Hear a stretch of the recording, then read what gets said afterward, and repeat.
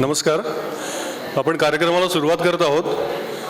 सर्वप्रथम मी आपल्या संस्थेचे शास्ता श्रीयुत खामकर सर, कार्यकारी विश्वस्त उल्हास प्रधान सर, आपल्या व्यायामशाळा समितीचे चिटणीस श्रीयुत संजीव हजारे, तसेच आजच्या कार्यक्रमाचे आपले प्रमुख पाहुणे श्रीयुत शरद कुलकर्णी या सर्व मान्यवरांना स्टेजवर आमंत्रित करत आहे. कृपया त्यांनी स्टेजवर यावे.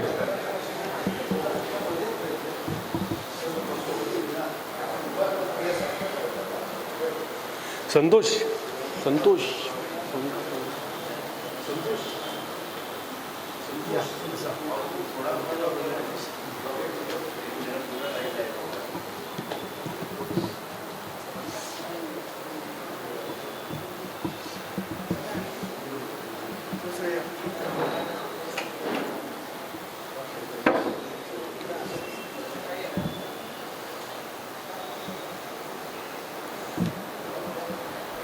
पाण्याचे वाटले म्हणतो.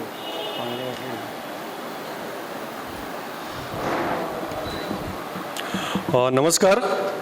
मी गिरीश लेले सर्वप्रथम सर्व उपस्थितांचे तसेच मान्यवरांचे स्वागत करीत आहे. आपल्याला सगळ्यांना माहिती आहेच की श्री समर्थ सेवक मंडळ संचालित श्री हनुमान व्यायामशाळेचे हे शताब्दी वर्ष आहे आणि हनुमान व्यायामशाळा ही महाराष्ट्रातील एक अग्रगण्य शारीरिक शिक्षण संस्था आहे. दरवर्षी 14 ऑगस्टला रात्री झेंडावंदन करणे, होणारे झेंडावंदन हे आपल्या संस्थेचा तसेच व्यायामशाळेचा एक वैशिष्ट्यपूर्ण उपक्रम आहे.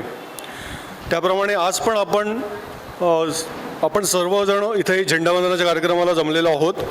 पण आपली दरवर्षीची जी परंपरा आहे, प्रमुख पाहुण्यांचं भाषण होतं आणि त्यानंतर झेंडावंदन होतं. या सगळ्याहून शताब्दी वर्ष असल्यामुळे काहीतरी वेगळं करावं असं आम्ही ठरवलं, समितीने ठरवलं. त्याप्रमाणे आज आपण एका विशेष कार्यक्रमाचं आयोजन करीत आहोत. त्यासाठी आपण 2 वेळा ज्यांनी माउंट एव्हरेस्ट सर केलेलं आहे, तसेच जे आपले 7 खंड आहेत जगातील, त्या प्रत्येक खंडातलं जे सर्वोच्च शिखर आहे ते सर केलेले श्रीयुत शरद कुलकर्णी आणि त्या सगळ्या शिखरांवर ज्यांनी आपला भारताचा झेंडा अभिमानाने फडकावलेला आहे, अशा श्रीयुत शरद केळकर यांना आज ध्वजारोहणासाठी आमंत्रित केलेले आहे.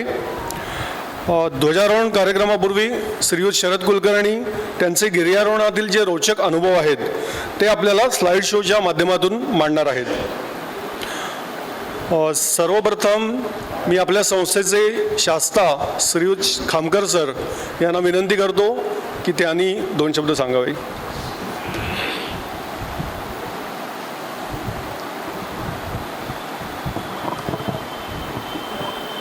नमस्कार.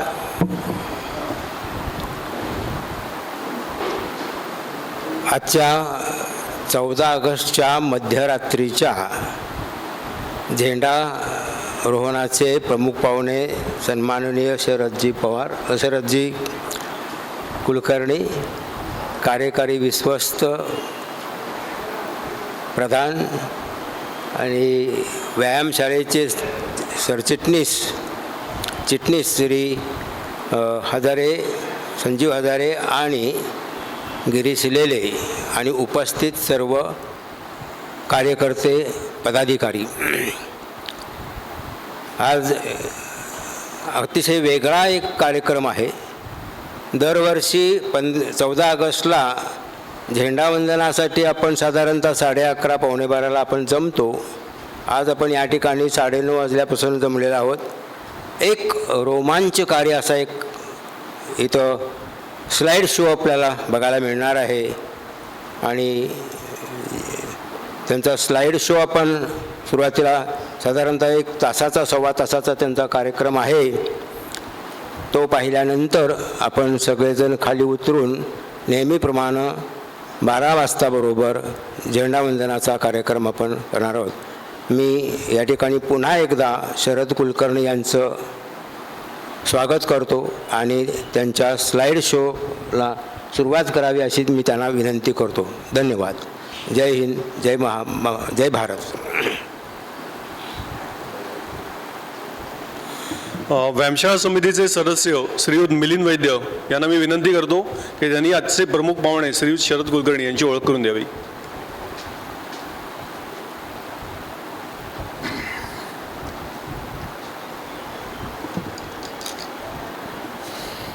नमस्कार. येतोय आवाज?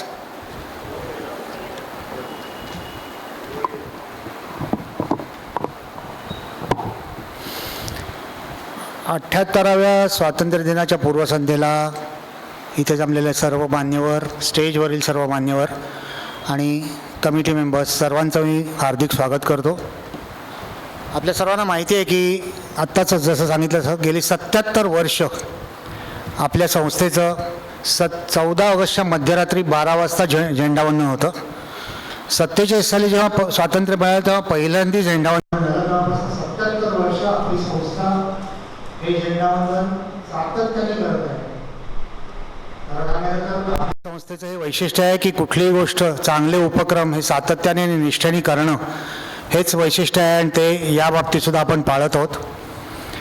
आजच्या ध्वजारोहणाच्या कार्यक्रमाला जसं खामकर सरांनी सांगितलं की दरवर्षीपेक्षा शताब्दी महोत्सव म्हणून काहीतरी वेगळेपण असावं आणि आपण काहीतरी लोकांना त्या चांगलं उद्बोधक किंवा काही मनोरंजन रोमांचक काही देऊ शकू या उद्देशाने कमिटीने जेव्हा विचार केला तेव्हा श्री शरद कुलकर्णी यांचं नाव सर्वात आधी पहिल्यांदा पुढे आलं.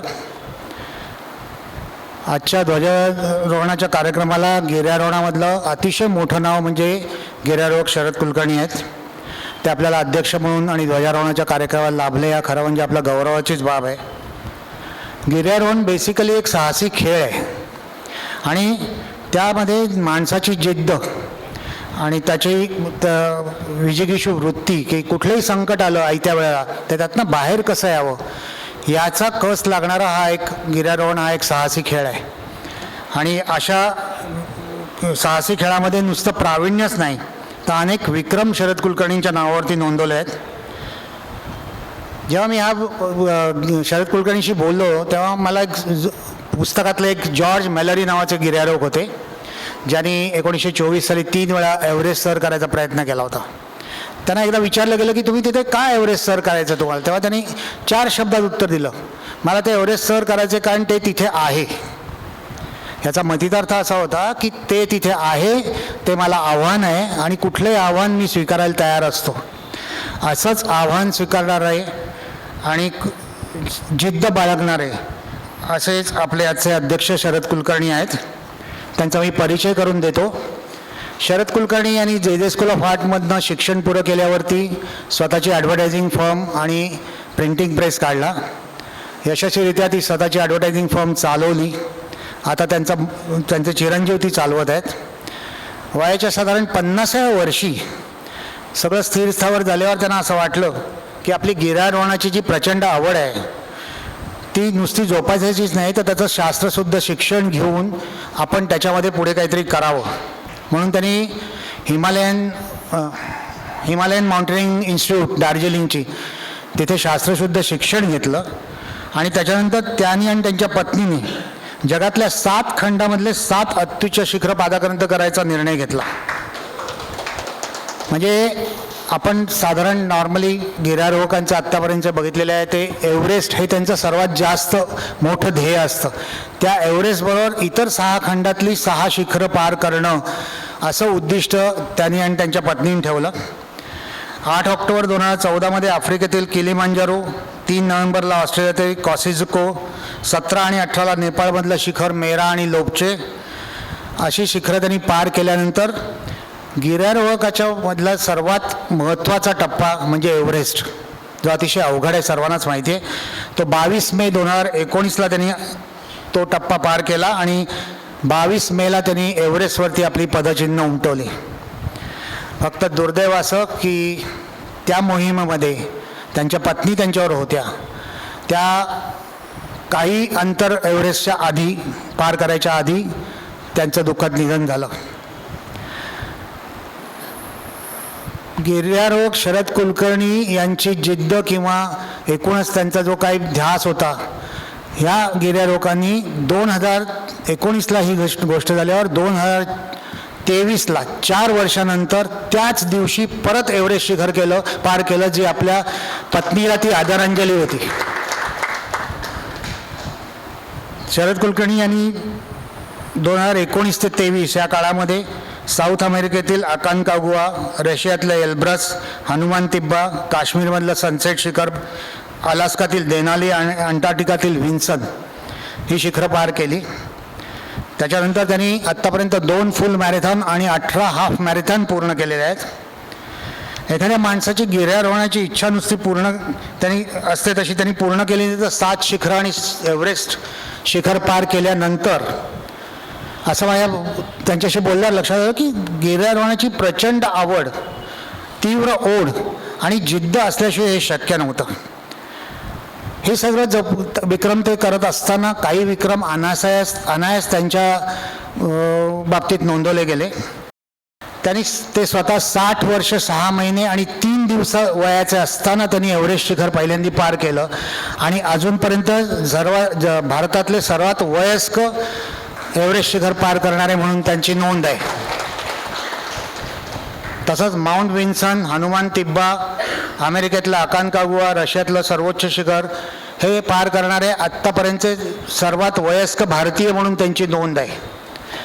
तसंच ऑसीज 19 चॅलेंज पूर्ण करायला ते पहिले भारतीय आणि पहिलं भारतीय जोडपं म्हणून लिम्का बुक ऑफ वर्ल्ड रेकॉर्डमध्ये त्यांचं नाव नोंदलं गेलं आहे.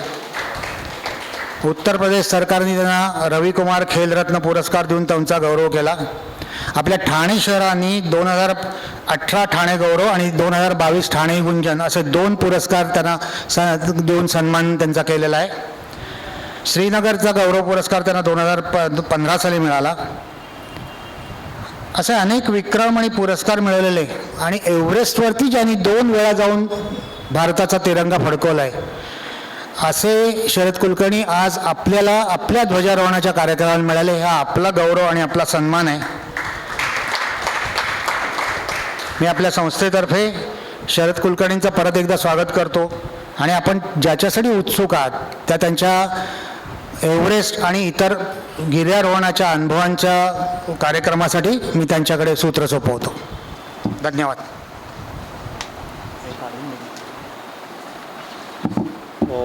मी कार्यकारी विश्वस्त तसेच शास्त्रा यांना विनंती करतो की यांनी आजच्या प्रमुख पाहुण्यांचा सन्मान करावा.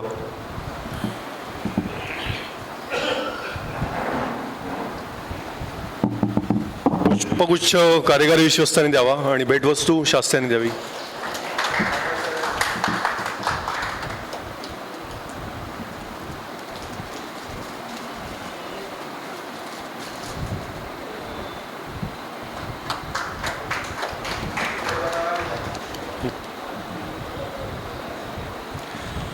श्री संजीव हजारे कार्यकारी विश्वस्त तसेच शास्त्रा यांना मी विनंती करतो की त्यांनी समोर स्थानापन्न व्हावं आणि आजचे प्रमुख पाहुणे श्री शरद कुलकर्णी यांना विनंती करतो की त्यांनी आता पुढची सूत्र स्वतःकडे घ्यावीत. धन्यवाद. नमस्कार. मी शरद कुलकर्णी, वय 62 वर्ष. आता वय सांगायचं कारण की आता सांगितल्याप्रमाणे 23 मे 2023 साली मी जगातलं सर्वोच्च शिखर माउंट एव्हरेस्ट सर केलं. हे शिखर सर करायची माझी दुसरी वेळ होती आणि याच्या आधी जगातले 7 शिखरं माझे कंप्लीट झाले होते. ही दुसरी वेळ होती. आता हे 7 शिखरं जे आम्ही पाहिलेलं स्वप्न होतं ते पूर्ण झाले असताना परत एव्हरेस्ट का, दुसऱ्यांदा एव्हरेस्ट का, हा प्रश्न सगळ्यांना पडतो. मस्त आता 7 शिखरं पूर्ण झालेली, स्वप्न पूर्ण झालेलं आहे.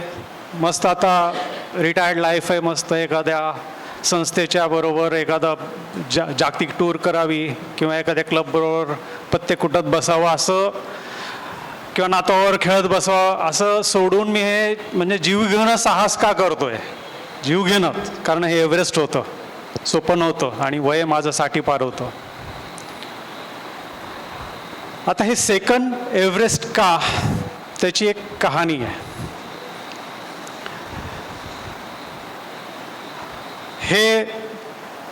ही स्लाईड आहे 2023ची, ज्यावेळेस मी भारताचा तिरंगा फडकवला त्यावेळीची स्लाईड आहे. नेक्स्ट.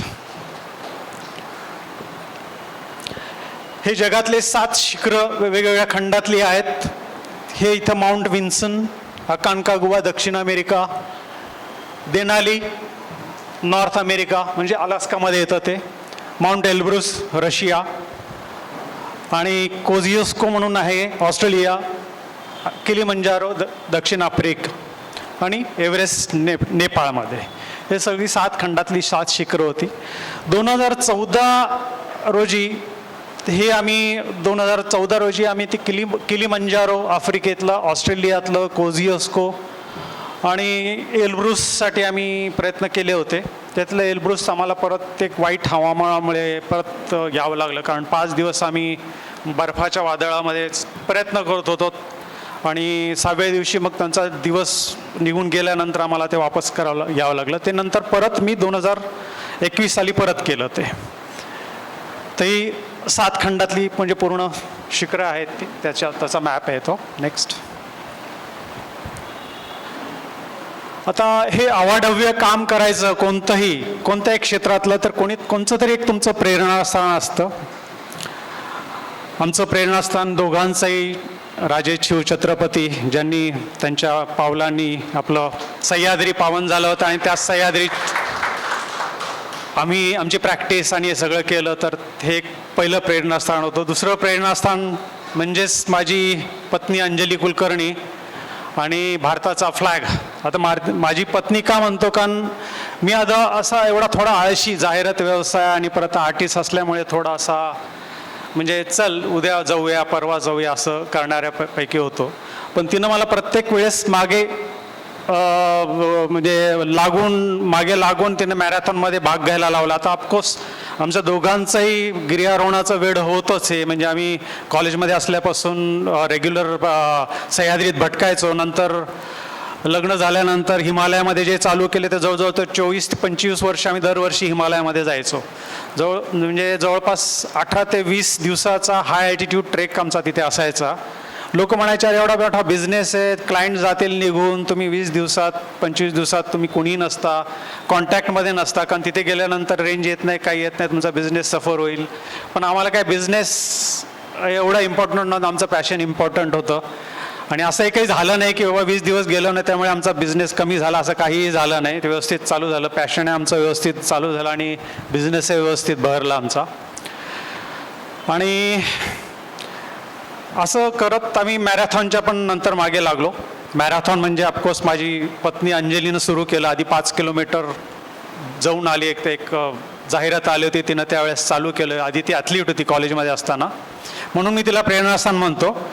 आणि 10 किलोमीटरमध्ये फर्स्ट मॅरेथॉनमध्ये एक 10 किलोमीटर जास्त त्यावेळेस ठाण्यामध्येच तिनं सहभाग घेतला होता आणि मला मागे लागून मला पण ते सहभाग घ्यायला लावला. त्यामुळे मॅरेथॉनचं पण आमच्या अंगामध्ये थोडा दोघांच्या किडा घुसला आणि आम्ही मॅरेथॉन धावायला लागलो. असं करत करत आम्ही 4 ते 5 वर्षात 42 म्हणजे फुल मॅरेथॉनपर्यंत आमची मजल गेली आणि आम्ही जवळजवळ 4 ते 5 फुल मॅरेथॉन पण धावलो. आणि जवळजवळ 20 ते 22 अशा ठाणा हाफ मॅरेथॉन, सातारा, कुठेही मॅरेथॉन दिसली की जायचं आम्ही पळून यायचो. म्हणजे एक वेळ होतं, त्यामुळे फिटनेस पण राहायचा आमचा आणि आवड पण होती आम्हाला दोघांची.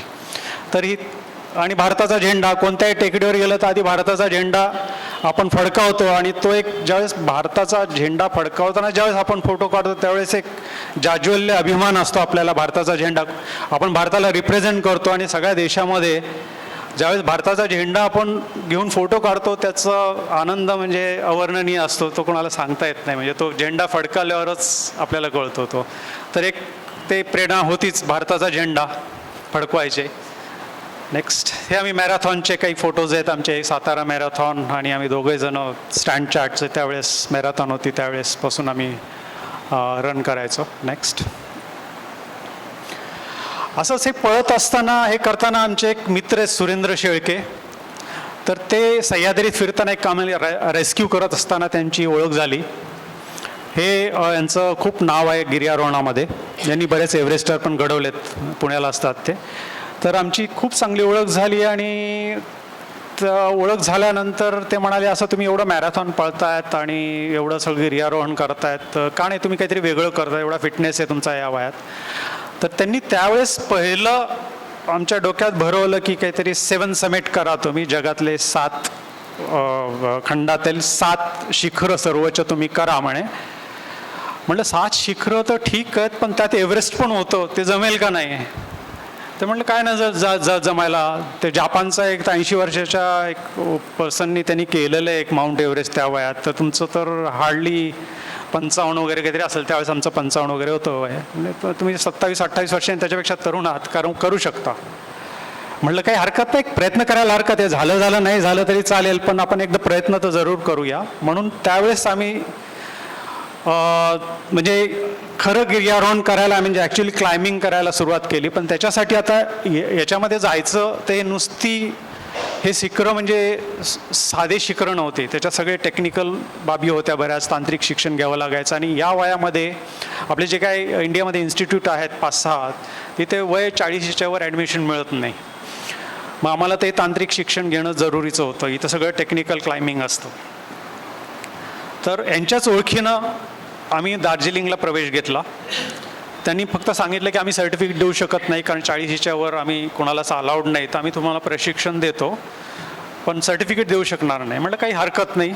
आणि जवळपास 1 महिना आम्ही तिथं पूर्ण प्रशिक्षण घेतलं. ती एक वेगळी कहाणी, म्हणजे प्रत्येकाची एक वेगळी कहाणी, कारण आम्हाला तिथे गेल्यानंतर ते आधी ते म्हणजे एंट्रीपासूनच असं गेटपासूनच सांगितलं की तुमचा मुलगा कुठे आहे. म्हणजे त्यांना वाटलं होतं की माझ्या मुलांना शिक्षण द्यायला घेऊन आलो होतं. आम्ही म्हटलं आम्ही स्टुडंट आहेत. तर त्यांनी तिथल्या डॉक्टरांनी पण आधी जवळजवळ 8-10 दिवस रेजिस्ट केलं की तुम्हाला ॲडमिशन देणार नाही आम्ही, तुमचं वय जास्त आहे आणि तुम्हाला हे एकदम साधं नाही आहे, हे तो साधा ट्रेक वगैरे हिमालयातला ट्रेक नाही, तो खूप तुम्हाला अवघड जाईल. पण तरी त्यांनी 8-10 दिवस आमचा परफॉर्मन्स बघितला, कारण आम्ही आधीच इथे रनिंग वगैरे करायचो, आमचा फिटनेस चांगला होता. मग नंतर 8-10 दिवसानंतर परमिशन दिली त्यांनी आणि आम्ही तो कोर्स कंप्लीट केला. आणि मग तिथून पुढे त्याच वर्षी 2014 सालीच आम्ही ते किलीमंजारो, ऑस्ट्रेलियातलं कोझियस्को आणि एल्ब्रुस ह्या शिखरावर आम्ही चढाई केली. नेक्स्ट हे ट्रेनिंगचे काही फोटो आहेत. आम्ही 2 जण काकू होते सगळ्यांसाठी, जवळजवळ 60 ते 70 जण होतो. पण फिटनेसमुळे कुठे काही प्रॉब्लेम नाही आला. म्हणजे फिटनेस किती महत्त्वाचा असतो इथे हे आम्हाला जाणवलं तिथे, कारण तिथे सगळे आर्मीतली लोक असायची, नेव्हीतली असायची, एअरफोर्समधली असायची, कारण त्यांना ट्रेनिंग काही जणांना कंपल्सरी होतं, तर तिथे ट्रेनिंगसाठी यायचे. आणि सिव्हिलियन आम्ही होतो त्याच्यातले. तर त्यातले नवीन मुलं असे तिथे सुरुवातीला ज्यावेळेस ट्रेनिंग असताना तर सुरुवातीला 6 वाजता त्याजवळ 6 किलोमीटरचा असा चढ पळायला लावतात ते, आणि नंतर पुढे पळाल्यानंतर पुढे एक्सरसाइज घेतात 1 तास. तर आम्ही इथं येऊर पळालो होतो, तेव्हा आम्हाला येऊरची सवय होती त्या चढाची. येऊर खूप सुंदर स्पॉट आहे आपला इकडचा, तर आम्हाला त्याच्यामुळे काही वाटायचं नाही. तर मग बाकीची पोरं आमच्या मागं पडायची त्यावेळेस, आणि मग ते सगळे आर्मीचे ट्रेनर असतात, सगळेजण फटके मारतात मागून. अंकल आंटी भाग रहे आप पीछे क्यों है, चलो भागो. मग ते संध्याकाळी येऊन म्हणायचे अंकल आप जरा धीरे धीरे भागो ना, हमको फटके पडते बोलते आर्मीचे. तर खूप छान आमचं ते एक आमच्या आयुष्यातले सगळ्यात बेस्ट दिवस होते ते ट्रेनिंगचे. खूप एन्जॉय केला आणि आम्हाला चांगलं ते ट्रेनिंग मिळालं तिकडनं दार्जिलिंगमधून. नेक्स्ट त्यानंतरचं हे लेफ्ट साईडचं आहे ते एल्ब्रुस आहे. एल्ब्रुसमध्ये आम्ही ह्या जवळपास इथे पोहोचलो शेवटच्या प्रयत्न. 5 दिवस वादळात होते. 6व्या दिवशी थोडं वादळ शमलं, आम्ही चालू केलं रात्री चालू करायला आणि समेटच्या इथं पोहोचलो. तिथून हार्डली 2 तासावर समेट असेल, पण प्रचंड वादळ आलं परत आणि आम्हाला वापस फिरायला लागलं तिथून. म्हणजे आम्ही वापस आलो, ते नंतर परत केलं. हे वादळ तिथं काही फोटो आहेत, ते वादळाचेच फोटो आहेत. बर्फाचं वादळ प्रचंड असतं तिकडे. नेक्स्ट हे किलीमंजारोचं आहे. नेक्स्ट आफ्रिकेतील हायेस्ट पीक. हे ऑस्ट्रेलियातलं कोझियस्को ऑसिटेन. त्यांनी सांगितल्याप्रमाणे आमचं तिथं रेकॉर्ड झालं. आम्ही फर्स्ट कपल आहेत इंडियाचे इथे ऑसिटेन चॅलेंज करणारे. त्यानंतर मग आता एव्हरेस्ट चढण्याच्या आधी काही शिखरं आम्हाला टेक्निकल प्रयत्न म्हणजे करायचा होता, की म्हणजे डायरेक्ट आपण एव्हरेस्टवर चढत नाहीत, कुणीच चढत नाही त्या अल्टिट्यूड्समध्ये. आधी 6,000 7,000 असे काही शिखरं चढायची प्रॅक्टिस करायला लागते. त्याआधी मग आम्ही तिथे एक नेपाळमधलंच एक लोबूचे पीक करायचं होतं, ते आम्हाला त्याच्यासाठी गेलो होतो. आणि तिथे त्यावेळेस 2005-2015 मोठा अर्थक्विक आला. जवळपास 9,000 ते 10,000 लोक तिथे त्यावेळेस गेली त्याच्यामध्ये. आणि ती एक वेगळी कथा आहे, म्हणजे पूर्ण पुस्तक तयार होईल ते. आम्ही जवळजवळ म्हणजे आमचे जवळजवळ 10 ते 15 दिवस एकदम थरारक होते तिथले. रोज भूकंपाचे धक्के आणि एक वेगळी स्टोरी आहे त्याची. तर तिथे आम्ही थोड्या उरलेल्या वेळामध्ये काय रेस्क्यू केले, हे केले, कारण आम्ही धडधाकट होतो, पण बरेच आमच्यासमोर बऱ्याच डेड बॉडीज होत्या. बेस कॅम्पवरून येताना फेरीचे म्हणून गाव लागतं तिथे, तर तिथे फर्स्ट डिस्पेन्सरी आहे, छोटी क्लिनिक आहे तिथे ते हेलिकॉप्टरमधून आणायचं आणि तिथे त्या हाय ॲल्टिट्यूड्समध्ये तुम्हाला साधा श्वास पण घेता येत नाही, पण तिथे तुम्हाला सगळ्या बॉडीज म्हणून तर हॉस्पिटलमध्ये घेऊन जायच्या, तिथे त्याच्यावर उपचार करायचे प्राथमिक, आणि परत हेलिकॉप्टर मध्ये बसून काठमांडूला पाठवायचं. असे 4-5 तास आम्ही केलं. नंतर आम्हाला डॉक्टर म्हणाले की तुम्ही पण इथेच जाणार, म्हणून तुम्ही जा आता खाली. तसं बरंच म्हणजे आम्ही तिथे अडकून बसलो 7 ते 8 दिवस लुकलामध्ये. काही हेलिकॉप्टर नव्हतं, काही नव्हतं. आणि मग 8व्या दिवशी आवाज आला मोठ्या हेलिकॉप्टरचा, म्हणजे दिसलं वायुदलाचं आपल्या इंडियन एअरफोर्सचं विमान ज्यावेळेस दिसलं तिथे लुकलावर, त्यावेळेस आनंदाला आमच्या पारावर नाही राहिला. त्यावेळेस मला वाटतं सुषमा स्वराज होत्या, त्यांनी खूप चांगली पावलं उचलली आणि आम्हाला बऱ्याच जणांना तिथून रेस्क्यू केलं गेलं. आणि हे शिखर आम्ही दुसऱ्या दिवशी परत केलं. लोबूचे म्हणून टेक्निकल पीक आहे, फार सुंदर पीक आहे, साधारण 20,000च्या आसपास आहे साधारण. आम्ही ते परत केलं दुसऱ्या वर्षी 2016ला. नेक्स्ट त्यानंतर म्हणजे प्रॅक्टिस म्हणून, कारण कसं आहे की डायरेक्ट एव्हरेस्ट करायच्या आधी 2 वर्ष आम्ही म्हणजे लिटरली माझा बिझनेस मी हवाले करून टाकला होता, कारण मला कॉन्सन्ट्रेट करायचं होतं एव्हरेस्टवर. कारण वय आमचं 60 म्हणजे 55 कोणीच केलं नव्हतं, 50 नंतर कोणी जात पण नाही तिकडे. पण आम्हाला कुठेच काही रिस्क घ्यायची नव्हती, आम्ही पूर्ण ट्रेनिंग घ्यायचं होतं. मग त्यात परत मध्ये कैलास मानस सरोवर किंवा इतर शिखरं आम्ही त्याच्यात बरंच केली त्याच्यात. नेक्स्ट हा एक मीरा पीक आहे, तिथला आम्ही दोघांनी केलं. आम्ही 2 जण फर्स्ट कपल आहेत हे मीरा पीक करणारे, पण या वयात करणारे. नेपाळमधलंच एक साधारण 21,000 फुटावरचं सुंदर शिखर आहे हे पण त्यातलाच एक भाग होता प्रॅक्टिसचा. नेक्स्ट 2017 लोबूचे पीक केलेला परत मी परत केलं ना, हा मीरा पीक आहे, मीरा पीक आहे. नेक्स्ट त्यानंतर मग जायच्या आधी 2019च्या आधी आम्ही 2018मध्ये म्हणजे 19च्या मध्ये लेहमध्ये प्रॅक्टिस केली परत एकदा टेक्निकल. कारण कसं होतं दार्जिलिंगमधून 2000मध्ये आम्ही ज्यावेळेस प्रॅक्टिस केली त्याच्यामध्ये गॅप पडला, म्हणजे 4-5 वर्षाचा टेक्निकल. जरी फिटनेसला काही महत्त्व असतंच, पण तिथे कसं की टेक्निकल असल्यामुळे आम्हाला टेक्निकल शिक्षण परत गरजेचं, कारण इथं टेक्निकल कुठंच मिळत नाही.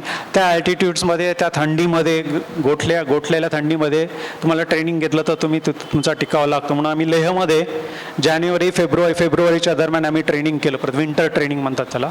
-35-40ची साधारण रात्रीची टेम्परेचर असतं, तिथे आम्ही प्रॅक्टिस केली त्याची परत. नेक्स्ट हा एव्हरेस्ट 2005 डेट दिसते. आम्ही 2005 साली म्हणतात ना पहिलं बीच कधी रोवलं गेलं म्हणतात, एव्हरेस्ट तुमच्या डोक्यात कधी. 2005 साली आम्ही EBC ट्रेक केला होता, एव्हरेस्ट बेस कॅम्प. आमच्या फॅमिलीने, माझा मुलगा त्यावेळेस 10वीत होता, 10वी झालेला त्यावेळेस. तर तिथून हे कालापत्तरून हे असं दर्शन घडतं. तर त्यावेळेस आमच्या दोघांनी आम्ही एकदम फिट, म्हणजे लोकांना बऱ्याच त्रास झाला, म्हणजे 22 जण होते, आम्ही फक्त 9 जण कालापत्तरावर पोचलो. आणि म्हटलं की एवढं छान काही नव्हतं, आपला कालापत्तर झालं तर एके दिवशी आपण मस्त एव्हरेस्टवर पण असंच पाऊल ठेवू. हे पहिलं बीच तिथं रोवलं गेलं. आणि मग ते बीच बऱ्याच वर्ष सुप्त अवस्थेत होतं. नंतर ट्रेनिंग वगैरे सगळं झालं. नंतर ते सुरेंद्र शेळकेंनी आमच्या डोक्यात तो किडा घुसवला 7 समिटचा, आणि मग ते बीजाला थोडंफार खत पाणी मिळालं आणि मग ते सुरू झालं. हे 2005 साली आम्ही स्वप्न पाहिलं होतं. नेक्स्ट हा तिथलाच फोटो आहे फॅमिलीचा फर्स्ट, की 2005मध्ये आम्ही, माझा मुलगा आहे तो शांतनू, आणि मागे तो एव्हरेस्ट शिखर दिसतंय. नेक्स्ट हा साधारण कुणाला म्हणजे जस्ट आयडिया येण्यासाठी असं जस्ट सांगतो की कुणाला माहीत नसेल कदाचित. हा बेस कॅम्प आहे, इथे बेस कॅम्प असतो. इथं जवळपास सगळ्या जगातली लोक, इथं दिसत नाही बेस कॅम्प, जवळपास 200-300 तंबू तिथे लागतात. इथे ह्या एरियामध्ये 2 महिने जवळपास आम्हाला तिथे थांबायला लागतं, ॲक्लिमॅटाईज व्हावं लागतं. इथे कॅम्प 1 आहे, कॅम्प 2, कॅम्प 3. कॅम्प 3पर्यंत जाऊन परत खाली यायचं, परत बेस कॅम्पला यायचं, आणि परत खाली बेस कॅम्पच्याही खाली ॲक्लिमॅटायझेशनसाठी आम्ही खाली यायचो. तसं जवळपास 45 to 50 डेज झाल्यानंतर तुम्ही चांगले ॲक्लिमॅटाईज होता. नंतर डायरेक्ट बेस कॅम्पहून कॅम्प 2ला जातात मुक्काम. कॅम्प 2, कॅम्प 3, कॅम्प 4 जिथं डेथ झोन म्हणतात, साधारण 8000 मीटरवर आहे तिथे. आणि तिथून डायरेक्ट समेट करून डायरेक्ट परत कॅम्प 2ला यायचं. म्हणजे साधारण 24 ते 25 तास तुमच्या पोटात काहीही नसतं, अन्नाचं कण नसतं, काही नसतं, तशा परिस्थितीत तो शेवटचा चढ येतो. आणि हा इकडे चायना येतं, इकडनं नॉर्थ फेज वेस्ट रूज म्हणतो आपण, आणि इकडनं हे आहे ते नेपाळ, तिबेट, तो लोत्से फेस आहे, तेवढं लोत्से मीटर दिसतोय. तर हा जो आहे हा इथून कुंभू फॉल आहे. ह्या कुंभू फॉलचे काही फोटोग्राफ्स मी पुढे दाखवेन तुम्हाला. प्रचंड मोठमोठाले बोल्डर्स असतात बर्फाचे, जवळजवळ 100 फुटाचे, 50 फूट तो मिनिमम ते 100-150 फुटापर्यंतचे बोल्डर असतात. ते सगळे तुम्हाला क्लाइम्बिंग करून जावं लागतं. आणि तो उतार जो दिसतोय तुम्हाला, तो उतार म्हणजे कसं आहे, त्याच्या ती वाहती नदी आहे बर्फाची, म्हणजे 1-2 दिवसात साधारण 3-4 इंच पूर्ण तो असा खाली सरकत जातो तो पूर्ण पॅच. म्हणजे तुम्ही जाताना जी स्थिती असेल ती स्थिती येताना असेल अशी खात्री नसते. तुम्हाला ते सगळं लॅडर वगैरे सगळं करून टेक्निकल म्हणजे प्रशिक्षण असल्याशिवाय तुम्हाला ते चढता येत नाही. नेक्स्ट, हे ते क्लोजअप आहेत, तुम्हाला आता बोललो ना, हे कुंभू आईसफॉलचे आहेत. हे ते लांब कसं दिसत होतं तुम्हाला नदीसारखं, हे ॲक्च्युली हे असं आहे ते सगळं. म्हणजे कुठून कसं आहे, कुठून काही बोल्डर खाली येतात, काही पडतात, कुठे ब्रिज लावावं लागतात, हे कुंभू आईसफॉल म्हणतात. सगळ्यात डेंजर आहे तिथला, एव्हरेस्टमधला सगळ्यात डेंजर पार्ट आहे हा सुरुवातीलाच. आणि हा कॅम्प 1 पर्यंत जायला साधारण 10 ते 12 तास लागतात. म्हणजे रात्रीचा तुम्हाला क्लाइम्ब चालू करायला लागतो. 11-12 वाजता तुम्ही क्लाइम्बिंगला चालू करतात. गोठलेलं असतं, बर्फ थंडी असते, ॲव्हलांचेस होत नाहीत, त्यामुळे मग तुम्ही रात्री चालू करता. नेक्स्ट, ही वॉल, तशी काही वॉल्स लागतात ना, त्या अशा वॉल्स आहेत त्या. हे क्लोजअप्स आहेत काही शॉट, हे चढताना काही कुंभू आईसफॉलचेच काही शॉट्स आहेत ते. नेक्स्ट, हा कॅम्प 1 आहे. कॅम्प 1 तो पुढे दुसरा पीक दिसतोय तो. नेक्स्ट, हा कॅम्प 3 आहे. कॅम्प 3वर अंजलीचा आणि माझा एकत्र हा शेवटचा फोटो आहे. कारण याच्यानंतर कॅम्प 4ला जाताना, कॅम्प 4वरपर्यंत आम्ही एकत्र होतो, पण तिथे कसं की फोटो काढता येत नाहीत. तुमच्या बॅटऱ्या आणि तुमच्या जे कॅमेऱ्याच्या बॅटरीज असतात तुम्हाला सांभाळून ठेवावं लागतात.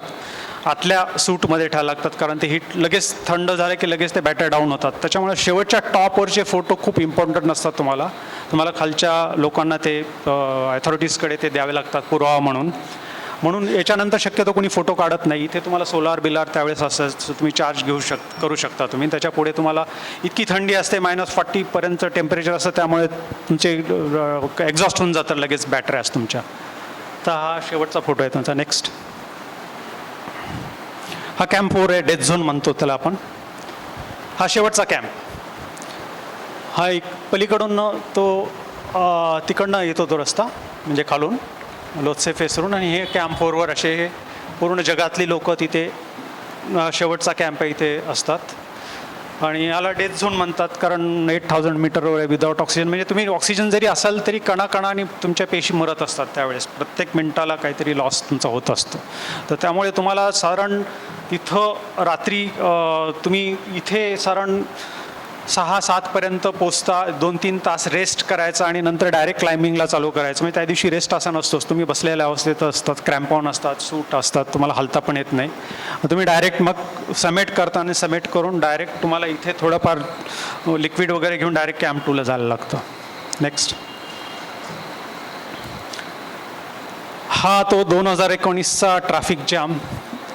2019मध्ये जी ट्रॅजेडी झाली, तर तिथे असं असतं, आपण इथे ट्रॅफिक जाम ऐकतो सगळेजण, तुम्हाला काहीच करता येत नाही गाड्या असून नेक टू नेक. तसं इथे असंच ट्रॅफिक जॅम होतं, कारण तुम्हाला इथून डायरेक्ट खाली 3000 मीटर म्हणजे जवळपास कॅम्प 2ला, म्हणजे तिथून घसरलात किंवा हे झालं तुम्हाला डायरेक्ट कॅम्प 2ला जाऊन बॉडी पडते तुमची. म्हणजे तुम्हाला सापडत पण नाहीत बॉडी तिथे.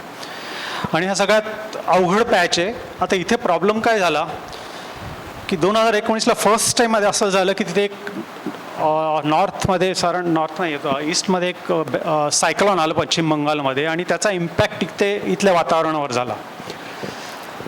झालं काय की साधारण इथे एक वेदर विंडो म्हणून असतं. वेदर विंडो म्हणजे साधारण तुम्हाला एक 7 ते 8 दिवसाचा एक अवधी मिळतो. तिथे वेदर चांगलं असतं, हवेचा प्रवाह चांगला असतो, आणि त्याच्यात तुम्हाला समेट असतं. तर त्यामध्ये काय होतं, 5 ते 6 दिवसाच्या पिरियडमध्ये तुम्ही डिवाईड होतात, जे काय 200 300 ते 400 क्लाइंबर असतात त्याच्यामध्ये डिवाईड होतात आणि तुम्ही अशी गर्दी राहत नाही. पण तिथे कसं झालं की सायक्लॉनमुळे फक्त 2च दिवस मिळाले. आता 2च दिवस मिळाल्यामुळे सर्व जगातलं पब्लिक एकाच वेळेस समिटसाठी पुश झालं. तर खाली जोपर्यंत मी कॅम्प 4ला येत ना तोपर्यंत मला काही कल्पना नसते की कारण त्या लांब पॅचमध्ये कोण कुठे आहे, किती गर्दी आहे, वर काहीच कळत नाही. आणि इथे कसं आहे की तो वरचा क्लाइंबर समिट करून आल्याशिवाय तुम्हाला त्याला चढता येत नाही, कारण हार्डली 1 फुटाची पण जागा नसते, 8 ते 9 इंचाची जागा असते. इकडच्या बाजूला पूर्ण वॉल असते, इकडनं डायरेक्ट पडला तरी खाली आणि इकडनं डायरेक्ट पडला तरी खाली. आता हार्डली एवढी जागा असते आणि तिथून तुम्हाला त्या माणसाला क्रॉस करायला लागतं आणि तुम्हाला तिथून पण तुम्हाला क्रॉस करायला लागतं. पण आम्ही ते सगळं आधी ट्रेनिंग घेतलेलं असतं. पण कसं होतं की त्यावेळेस कसं झालं, ह्या ट्रॅफिक जॅममुळे त्यावेळेस हा ब्लू कलरवाला मी आहे त्यावेळेस फोटो काढला तर त्यावेळेस मीच होतो. मी ह्या टॉपवर घेतलो, तो एव्हरेस्टचा टॉप दिसतोय तिकडे. मी ह्या इकडे होतो, ही हिलरी स्टेप आहे. तुम्ही ऐकलं असेल सगळीकडे हिलरी स्टेप खूप डेंजर असते, ती रॉक पॅच आहे तो. तर मी त्यावेळेस टॉपवर झालो, माझा शेर्पा आणि मी तिथे जवळपास समोर मला समिट तिथे दिसतंय. ह्या टॉपवरून इथे जायला साधारण 20 मिनटं लागतात तिथे त्यावेळेस. तर तिथे जाऊन तुम्ही फ्लॅग फडकवता, फोटो काढतात आणि डायरेक्ट वापस येतात. पण कसं झालं की एवढी गर्दी तिथे झाली, वरती जाणाऱ्याची खालती उतरणाऱ्यांची, जॅम झाला. आणि अशा वेळेस काय असतं की तुमच्याकडे पुरेसा ऑक्सिजन जरी असला तरी संपतो, कारण नॉर्मली एक ऑक्सिजन साधारण 4.5-5 घंटे चालतो. तर इथे प्रत्येक जागी तुम्हाला जवळपास 15-20 मिनटं थांबायला लागलं. त्यामुळे बऱ्याच जणांचे ऑक्सिजन संपले, काहीचे कमी झाले. आणि त्यामुळे त्या वर्षी साधारण 19 ते 20 लोक त्या दिवशी म्हणजे त्या 1-2 दिवसाच्या पिरियडमध्ये गेले. दुर्दैवाने त्याच्यात अंजली पण होती. सो मी तिथून वापस आलो इकडे. तिथून मला टॉपवर झेंडा फडकवताना, कारण माझा फ्रॉस्ट बाईटमुळे थांबून कसं असतं की तुम्ही 2 मिनटं जरी एका जागेवर थांबला तर तुमचं फ्रॉस्ट बाईट चालू होतं, थंड. तुम्हाला बॉडी गरम करण्यासाठी जागच्या जागा एक तो वॉक चालू करायचा असतो, किंवा मग दुसरं म्हणजे जागेवर उड्या मारणं, हात हलवणं हे चालू करायचं. आणि तुम्ही जेवढ्या ॲक्टिव्हिटीज कराल तेवढं ऑक्सिजन लागणार, तेवढं एक्झॉस्ट होतं. त्याच्यामुळे ते एक सापळाच असतो एक तो. आणि त्याच्यामध्ये कसं जागेवर थांबून उड्या मारून कसं तरी आपण स्वतःला वाचवायचा प्रयत्न करतो. त्यामुळे एकावर एक 4 लेअर असतात तुमच्या ग्लोव्जचे. ते ग्लोव्जचे बोटं थंड पडली. माझा जो शेर्पा होता त्याला म्हणलं अरे इथं फोटो काढतो. तो म्हणला की मी फोटो काढला तर माझा हात ऑलरेडी फ्रॉस्ट बाईट झाला. नंतर त्याची बोटं बिचारायची कापावं लागली. आणि झेंडा काढायचा तर प्रश्न नव्हता, तो कोण सॅकमध्ये होता. तर तो म्हणला आपण आता ऑक्सिजन माझा संपत आला होता, तो आपल्याला फिरावं लागेल इथून वापस. नाही फिरलं तर आपण इथेच मरणार. आम्ही कसं तरी जड अंतःकरणाने म्हणलं इथं टॉपवर येऊन भारताचा झेंडा आपल्याला फडकवता येत नाही, ती खंत मनामध्ये राहिली. जरी टेक्निकलदृष्ट्या माझं झालं आहे, समेट झालं आहे, तो म्हणतो की ठीक आहे आपण वर आहेत, बाकीचे सगळे सांगतायत की आपण वर आहेत आणि हे ट्रॅफिक सगळं माहिती आहे, सगळं खाली किऑस झालेलं सगळं खाली, तर आपण जाऊया. मग वापस येताना ज्यावेळेस इथे जाताना हिलरीज, तिथे एक बाल्कनी म्हणून एक प्रकार, बाल्कनी म्हणजे थोडा असा एक प्लाटू आहे छोटा. तिथं नॉर्मली सगळे सिलेंडर बदलतात आणि थोडी विश्रांती घेतात, चहा घेतात आणि तुम्ही समिट पुशसाठी जाता. त्या बाल्कनीच्या तिथे साधारण तुम्ही 6 वाजता पोचता आणि तिथून पुढे जाता. तिथपर्यंत मी आणि अंजली बरोबर होतो. म्हणजे 8,000 साधारण 200ला साधारण ती हे असेल बाल्कनी. तिथं मी आधी थोडं 10 मिनटं पोचलो होतो. म्हटलं मी थोडं, शेर्पा म्हणलं मी पुढे जा, तू म्हटलं 5-10 मिनटं वेट कर, आणि नाहीतर जास्त वेळ थांबू शकत नाही तिथं कुणीच. थांबलं की तुम्ही लगेच फ्रॉस्ट होऊन जाता. तर म्हटलं ठीक आहे मी तुझी वाट बघतो पुढे, तू ये तिथे, मी समिटवर तुझी वाट पाहतो. आणि दुर्दैवाने ते काय झालं नाही. मी खाली आलो त्यावेळेस ती स्ट्रगल करत होती. त्यावेळेस तिथं शेर्पा त्याच्या बाजूला बसलेला, आणि तिथून मला यायला जवळपास 1.5 तास आला. त्यावेळेस माझ्यासारखाच ड्रेस घातला, त्यामुळे मला लगेच कळलं की ती मिसेस होती. जवळ गेलो मी तिच्या, त्यावेळेस तिचा ऑक्सिजन संपलेला पूर्ण. शिवाय स्ट्रगलिंग, तिचा शेर्पाचाही संपत आलेला, तिचा वाचवायचा प्रयत्न करतोय. मी तिला वाचवायचा प्रयत्न केला, माझा ऑक्सिजन दिला. पण कसं झालं की ती एवढी एक्झॉस्ट झाली होती ऑक्सिजन अभावी की त्यावेळेस शक्य नव्हतं हलवणं. तशीच ती बेशुद्ध झाली तिथे त्यावेळेस. मला शेरपाणी ओढून नेलं. म्हणलं आपण जर इथं यावेळेस खाली नाही गेलो तर आपण सगळे इथं मरून जाऊ, कारण सगळीच परिस्थिती बेकार झालेली. बर्फ पडायला चालू झालेला, सगळा फॉग झालेला. सगळेजण तिथे थांबायचे, बघायचे, आणि कारण सगळ्यांना स्वतःचं ऑक्सिजन टिकवायचा होता, ज्यांचा थोडा राहिला होता, आणि त्यांना खाली पोचायचं, कारण सगळ्यांना 3-3, 4-4 तास लेट झालं होतं सगळं. अशा परिस्थितीत तिला खाली सोडून मला यायला लागलं, कारण ती बेशुद्ध झाली. शेर्पा बोलला की आम्ही तिला रेस्क्यू करू, पण मला माहिती आहे ती त्या हाईटला रेस्क्यू शक्य नव्हतं. एका विषण्ण मनस्थितीत मी खाली आलो, आणि खाली येताना तोच मनामध्ये विचार होता की आम्ही दोघांनी हेच स्वप्न बघितलं होतं का.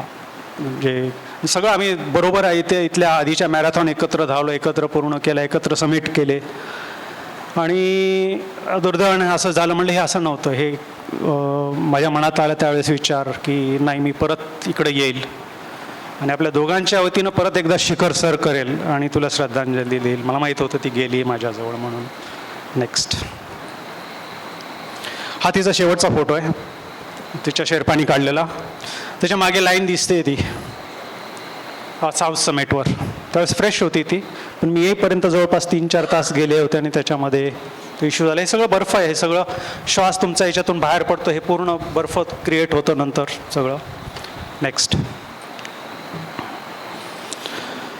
त्यानंतर तिथून आल्यानंतर काहीतरी 5-6 महिने त्यावेळेस कोरोनाचे होते. मी पण सरान डिप्रेशनमध्येच गेल्यासारखं झालेलो. म्हणलं, नंतर विचार केला की यार आम्ही दोघांनी काही अशी स्वप्न पाहिली नव्हती. आमचं दोघांचं, आणि दोघांचं कसं होतं की म्हणजे एक असं असतं ना की बाबा हे माउंटेनियर आहे, थोडी कॅल्क्युलेटेड रिस्क सगळीकडेच असते, तशी होती ती.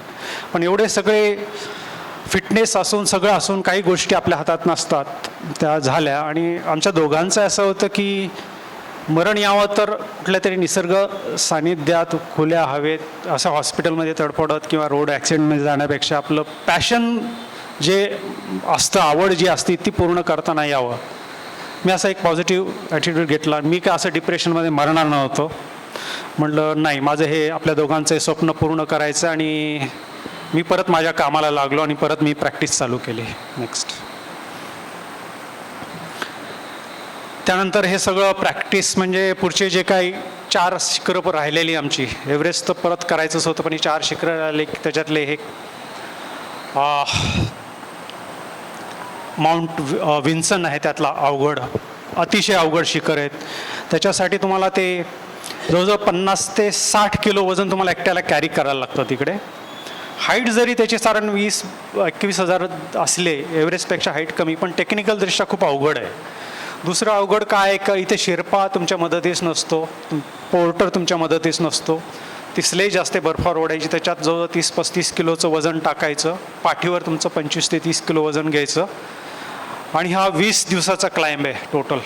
तुमच्या मदतीला कोणीही नसतं तिथे.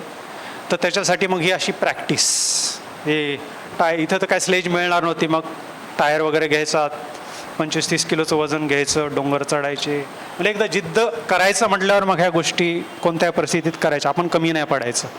ही प्रॅक्टिसचे काही शॉर्ट्स. नेक्स्ट, आणि हे सगळं केल्यानंतर साधारण एक 2020मध्ये पहिला हा साधारण 23,000 फुटावरचा आहे, अकान्कागुआ म्हणून दक्षिण अमेरिकेतला. म्हणजे त्या प्रसंगानंतर, दुःखद प्रसंगानंतर हा माझा पहिला समिट होता दक्षिण अमेरिकेतील. खूप अवघड शिखर होतं हे. ते मी तिथे भारताचा झेंडा आणि अंजलीचा फोटो घेऊन, कारण ती प्रत्यक्ष नसली तरी निसर्गरूपे ती माझ्याबरोबरच होती, तर दोघांनी आम्ही तिथे एक फोटो काढला. तिथे दोघांचा फोटो येतो, तो फर्स्ट झाला. नेक्स्ट, त्यानंतर हा हनुमान तिब्बा इथलाच प्रॅक्टिस, खूप अतिशय अवघड ट्रेक आहे, म्हणजे क्लाइंब आहे हा इथला.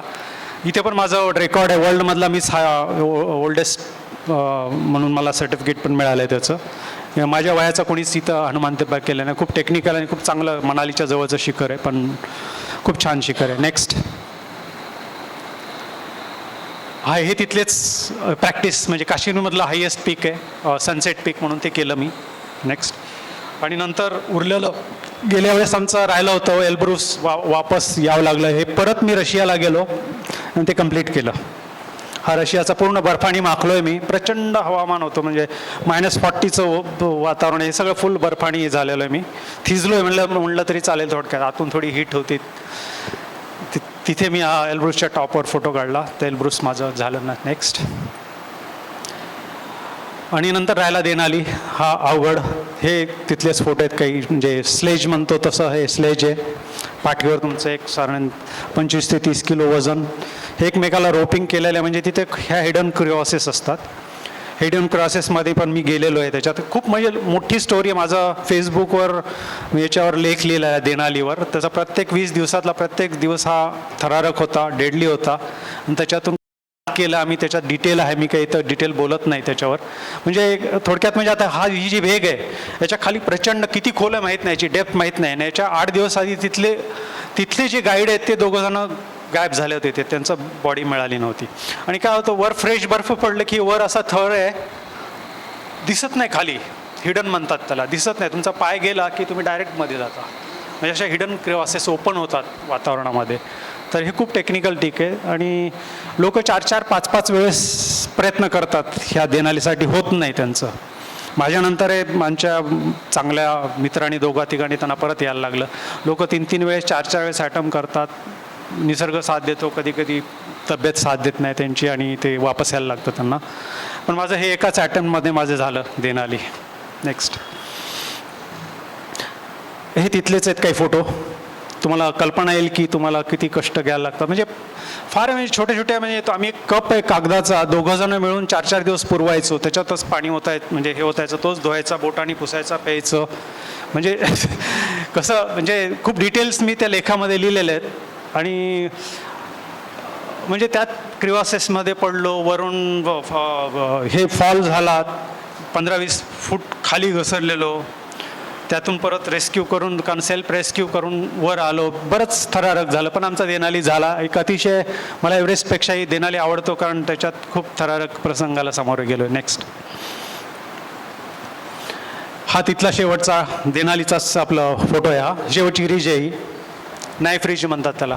हा पूर्ण फॉल आहे इकडनं, आणि हा पूर्ण ब्लू आईस म्हणतात त्याला. एकदम कडक असतो तो, त्या कठीण आहे तो, पण झाला. आणि तिथे एक देनालीला सर 20 जुलैला आम्ही झेंडा फडकवला तिथे, नॉर्थ अमेरिकेतला, अलास्कामधला. अलास्का फक्त ऐकलं होतं लहानपणी, तिथे पिग्मी लोक असतात, हे असतात, तसं काही नाही आहे तिथे. अलास्का तसा फार वेगळा आहे. नेक्स्ट. त्यानंतर राहिला माउंट अंटार्क्टिका. अंटार्क्टिका हा सगळ्यात अतिशय म्हणजे जगामध्ये सगळ्यात थंड आणि वृक्ष प्रदेश. तुम्हाला काहीच व्हाईट कलरशिवाय दुसरं काहीच दिसत नाही तिथे. तिथे फक्त हा ज्यावेळेस कॅम्प असतो त्या कॅम्पवरतीच वस्ती असते. एक 1.5-2 महिने त्यांचा सीझन असतो. त्यानंतर ते कॅम्प सगळं, म्हणजे तुमचं शीट पण तुम्ही कॅरी तिथे टाकत नाहीत, सगळं कॅरी करायला लागतं. तुम्ही जे हे असतात, म्हणजे तुमची लघवी असते, हे असते, ते पण तुम्ही कंटेनरमध्ये तिथे साठवतात आणि विमानाने घेऊन येतात. तिथे काहीही ठेवत नाही, चॉकलेटचा तुकडा अजिबात नाही, म्हणजे काहीच ठेवत नाही तिथं. पूर्ण जसा व्हाईट बर्फ असतो तसाच वापस येताना ते ठेवतात तिथे. खूप चांगली काळजी घेतात. हे माउंट विन्सन. तिथे एक साधारण 1.5 किलोमीटरची बर्फाची भिंत आहे. नेक्स्ट. ह्या 1.5 किलोमीटरचा क्लाइंब आहे, पूर्ण टेक्निकल क्लाइंब आहे. खूप वादळ, 2 दिवस वादळ होतं. आमचा 1 दिवस गेला नसता तर आम्हाला माउंट विन्सन करता नसता आलं, पण 1 दिवस आधी थांबलं वादळ आणि आम्ही क्लाइंब केला तो. नेक्स्ट. इथे पण सेम होतं. आणि साधारण 16 डिसेंबरला क्लाइंब माझा झाला. हे दिसतंय अंटार्क्टिकावरून कसं आहे तो स्लोप वगैरे, तुम्हाला कळेल. याच्यातला हा एक मित्र होता, त्याची 5वी वेळ होती करायची. 5 वेळेस झाला त्याचा. एका वेळेस जवळपास 55 लाख रुपये खर्च येतो एका याचा. त्यांनी विचाराने किती, जवळजवळ 1.5-2 कोटी 2 कोटी त्यांनी फार खर्च केला. पण त्याचा झाला. म्हणजे जिद्द असेल आणि तुमचं पॅशन असेल तर काय करतो माणूस. लंडनचा आहे, UK चा होता तो. हा 7वा समिट माझा झाला. आता टेक्निकलदृष्ट्या झाला होता समिट. माझे 7 समिट झाले होते. एक स्वप्न पूर्ण झालं होतं. पण एक खंत मनामध्ये होती की म्हटलं तिथे जाऊन भारताचा झेंडा मी फडकवू शकलो नव्हतो, फोटो काढता नव्हते आले मला. एक असतं ना, एक खंत असते, एवढं सगळं झालं यार, एव्हरेस्टवर झेंडा फडकवता आला असतं तर बरं झालं असतं ना. आणि ती का असतं, एखादी खंत असेल ना ती आयुष्यभर राहते माणसाला. म्हणलं आपण एक वचन दिले, वचन तर पूर्ण केलं, पण शेवटी ते कसं आहे की लोक म्हणतील तुमच्याकडे मग तिथला फोटो दाखवा, असे म्हणणारे असतात लोक असे भरपूर इथे. ते एक वेगळी कहाणी तुम्हाला सांगेन ती नंतर. ही खंत माझ्या मुलाला सांगितली मी की अरे माझ्या डोक्यामध्ये असं आहे की आता कसं आहे की 4 शिखरं माझी एका अटेम्प्टमध्ये झाली होती. लोकांना 2-2, 3-3 अटेम्प्ट करायला लागतात. माझं एका प्रयत्नात ही 4ही शिखरं झाली होती लागोपाठ. तर त्याच्यामुळे आत्मविश्वास वाढला होता आणि म्हटलं केवढं नशीब आपल्याला साथ देते, आपण प्रयत्न करायला हरकत नाही. नाही झाला तर सोडून येऊ मध्येच. आपण काय म्हणजे आपण काय तिथं काय मरायला परत जाणार नाहीत, पण प्रयत्न करायला काय हरकत आहे, खंत तर राहणार नाही मनात. म्हणून मी माझ्या मुलाला सांगितलं, शंतन होतो, की असं असं माझ्या डोक्यात आहे आणि मला परत वाटतं एकदा एव्हरेस्ट करावं. त्याला सांगितलं माझ्या मनातलं जे शल्य होतं ते. तो म्हणाला, त्यांनी माझं स्ट्रगल पाहिला होता 2 वर्ष काय काय करत होतो मी. म्हटलं बाबा जा, हरकत नाही, पण तुम्ही जिवंत वापस या. तुम्हाला असं कुठं वाटलं जरा की तुम्हाला रिस्की वाटतं, तुम्ही सरळ वापस या, तर तुमची गरज आहे आम्हाला. आता जस्ट माझ्याही पेक्षा मला मुलाचं कौतुक वाटतं माझ्या की 2019मध्ये त्यांनी आईला गमावलं आहे तिथे आणि 60व्या वर्षानंतर बाबा म्हणतोय की एव्हरेस्टवर जाणार आहे. काय झालं असेल तिची मनस्थिती, जस्ट इमॅजिन. पण त्यांनी, आय एम प्राऊड ऑफ हिम. आणि मला माहीत होतं, माझ्यावर कॉन्फिडन्स होता. तर म्हटलं बाबा जा, सेफ वापस या. आणि ते मग आता घरून परमिशन मिळाली आणि मग मग हत्तीचं बळ मिळालं मला परत. म्हटलं चला प्रयत्न करायला काही हरकत नाही. नेक्स्ट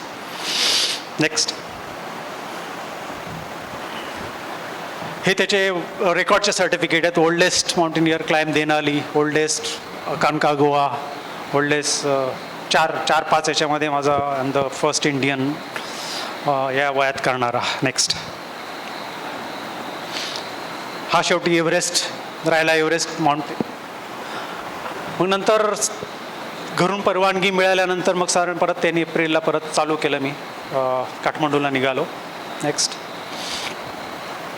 परत प्रॅक्टिस सिंहगडच्या चक्रा. सिंहगडला म्हणजे आम्ही प्रॅक्टिस अशी करायचो की रात्री जायचं, साधारण एक 20 किलोची बॅग घ्यायची पाठीवर आणि रात्रभर अपडाऊन करायचं. साधारण संध्याकाळी 9 वाजता चालू केलं तर सकाळी 5पर्यंत आमच्या 3 राऊंड व्हायच्या फुल. आणि मग खाली येऊन एका छोट्या लॉजवर थोडा आराम करायचा आणि संध्याकाळी परत चालू. म्हणजे असे 3-3 आठवड्यातून 3-3 दिवस आम्ही ती प्रॅक्टिस करायचो. कारण वय असं होतं की म्हटलं कुठे रिस्क नाही घ्यायची, प्रॅक्टिस झालीच पाहिजे. नेक्स्ट हे परत तोच फोटो आहे तो पळतानाचा.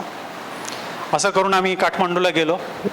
हा सिंहगडवरचा मुलगा एक लहू उघडे.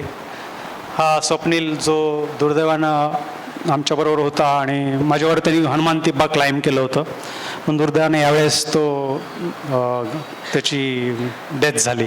बरोबर यावेळेस पण दोघांच्या डेथ झाल्या. एक ऑस्ट्रेलियन मित्र होता, त्याचा बाल्कनीमध्ये डेथ झाली त्याची. नेक्स्ट हा लुकला विमानतळ आहे तिथला जगातला सर्वात धोकादायक आणि सगळ्यात हाईटवाला विमानतळ आहे लुकला. तुम्ही ऐकला असेल, तुम्हाला नेटवर मिळेल. कसा मस्त इंटरेस्टिंग आहे तो विमानतळ. म्हणजे इथून डायरेक्ट खाली पुढे दरी आहे, म्हणजे विमान असं ज्यावेळेस जातं त्यावेळेस तुम्हाला वाटतं गेलो आपण, असं आहे. खूप छान आहे ते. नेक्स्ट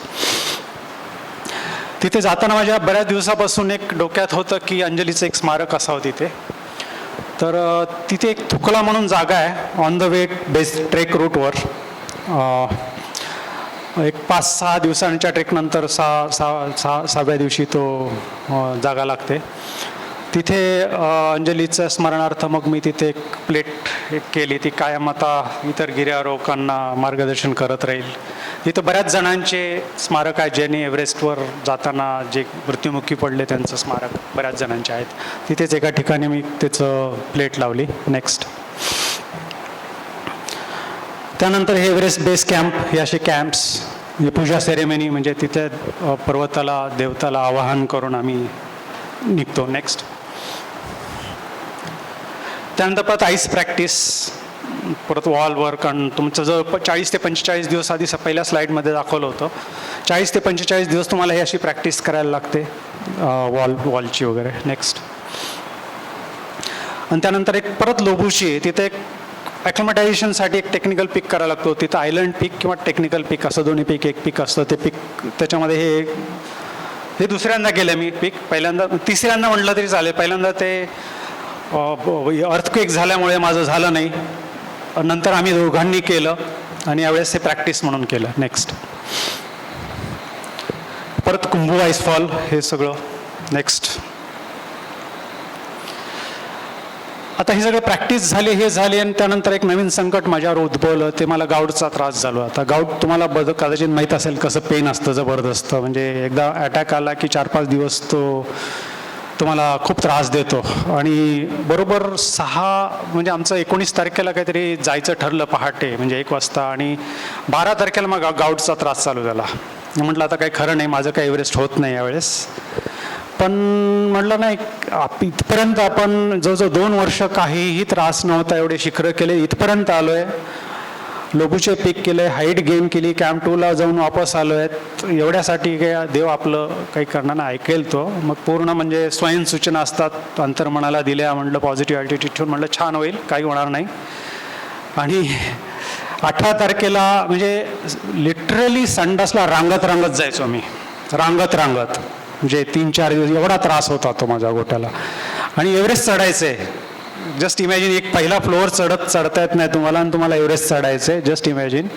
आणि 18व्या दिवशी एकदम ठणठणीत बरा होतो मी. खाली कॅम्पमध्ये गेल्यानंतर ते पाहिलं त्यांनी, तर सगळेजण आश्चर्यचकित झाले. म्हणलं गत जाणारा तो 4 दिवसात कॅन्टीनमध्ये स्वतः काठी न घेता आलाय.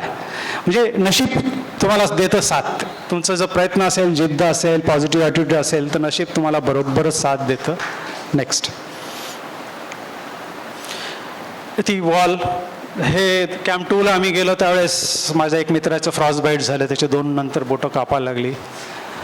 हे दोघंजण आम्ही तिथे कॅम्पमध्ये बसलो होतो. तर आम्हाला दुसऱ्या दिवशी पहाटे 2 वाजता निघायचं होतं समिट म्हणजे कॅम्प 3साठी. तर हेच आमचे मेंबर होते, ते युरोपियन होते. ते 2 दिवस आधी गेले होते. तर ते समिट करून आले होते आणि त्यांची अवस्था अशी होती. एकाचं पायाचे फ्रॉस्ट बाईट झाले, त्याच्यानंतर पायाचे अंगठे कापावे लागले बिचाराचे. एकाचं तो जो राईट साईडचा खालचा इस्रायल होता तो अभियाद म्हणून, त्याचं बोटं कापायला लागली. त्या वर्षी एव्हरेस्टवर सगळ्यात वाईट हवामान, 60 ते 70 वर्षामध्ये 2023मध्ये सगळ्यात वाईट वातावरण होतं. म्हणजे फक्त वातावरणामुळे 21 लोकांचे मृत्यू झाले तिथे. म्हणजे कोणाचे, आणि जवळपास 250 लोकांना फ्रॉस्ट बाईट झाले ते यावर्षी. 250 लोकांना. म्हणजे तुम्हाला त्याचं इंजेक्शन कुठं मिळत नव्हतं अख्ख्या नेपाळमध्ये. मुंबईमध्ये पण मिळत नव्हतं. चेन्नईवरून काही इंजेक्शन काही लोकांना मागवले होते माझ्या 2 मित्रांसाठी. म्हणजे एवढी प्रॉब्लेम झाले. जवळजवळ 200 ते 250 फ्रॉस्ट बाईट झाले. नेक्स्ट. आणि याच्याच बरोबरचा तुम्हाला जो सांगितलं तो एक मित्र ऑस्ट्रेलियन 3रा, तो वर बाल्कनीत मृत्युमुखी पडला होता त्यावेळेस. हे कॅम्प 3 गेल्या वेळेस दाखवला होता दोघांचा फोटो. तिथून हा कॅम्प 2 दिसतो. आणि तिथले परत जिनेवा स्पर म्हणतात, एकदम अवघड आहे. रॉक पॅच, तुमच्या हातपायात क्रॅम्पॉन असतात, हे असतात. आता हे मी डिटेलमध्ये जात नाही, कारण तिथे जी परिस्थिती असते ना, तुम्ही कल्पना नाही करू शकत की तुमच्या अंगावर काय काय असतं. म्हणजे समेट सूट म्हणा, क्रॅम्पॉन म्हणा, शूज म्हणा, तुमचे मास्क असतात, मास्क असतो तो डोळ्यावर, गॉगल असतो. म्हणजे काहीच दिसतात तुम्ही म्हणजे ग्रहावर चालल्यासारखं चालत असतं तिकडे. नेक्स्ट. हा तिथे एक रॉक पॅच आहे, येलो बँड म्हणतात त्याला. अतिशय अवघड आहे तो. तिथे रॉक असल्यामुळे तुमच्या पायात क्रॅम्पॉन, खेळाचे बूट असतात, ते घसरतात थंडीमध्ये त्या. तर त्यामुळे खूप अवघड आहे हा पॅच चढायला. नेक्स्ट.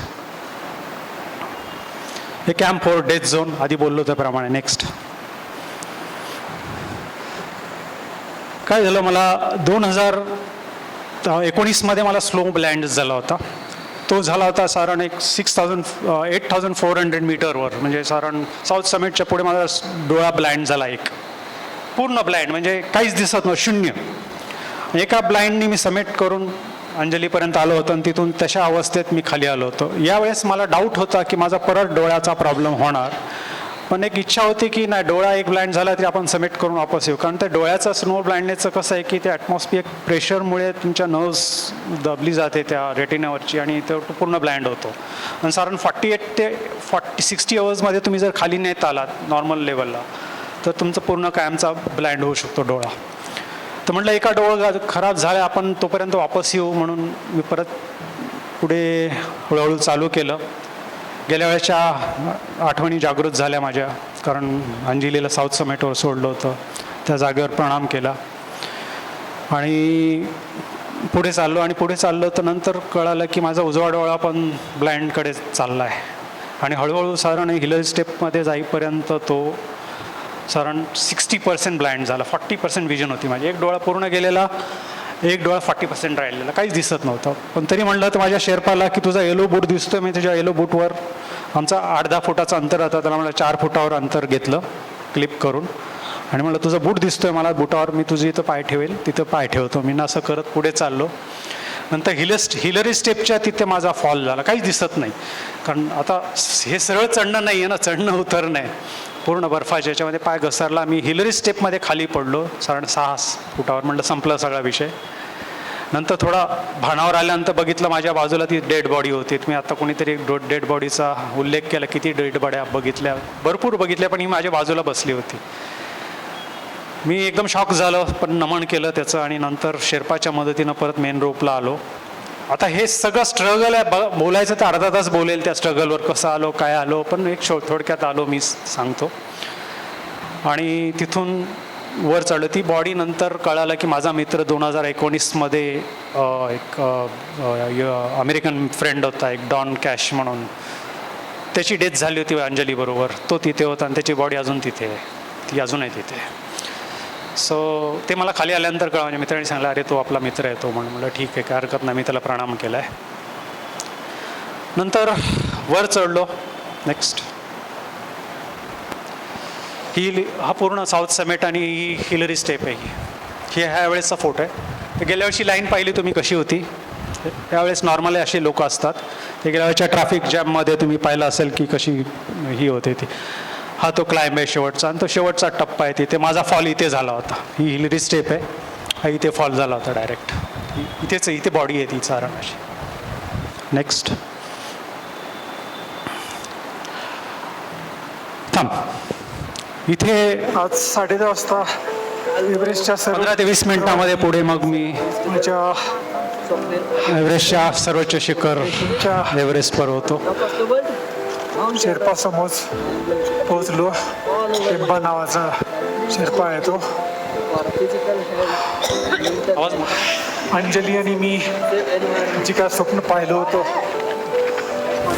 ते दोघांनी मिळून एव्हरेस्ट करायचं, ते अर्धवट राहिले.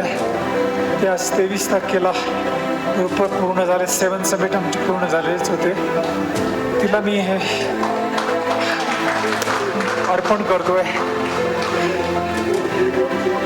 मला खूप आठवण येते आज तिची. येताना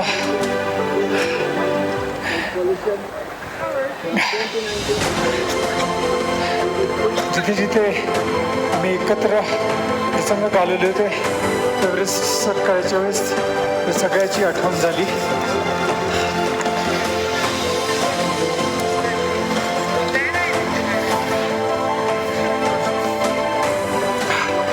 This is 60 degree एव्हरेस्टचा व्ह्यू आहे.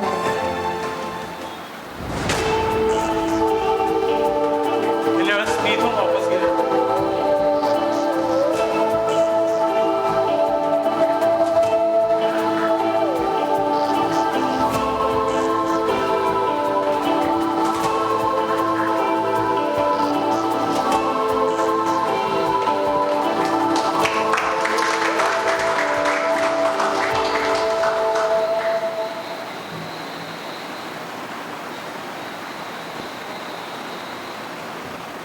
नेक्स्ट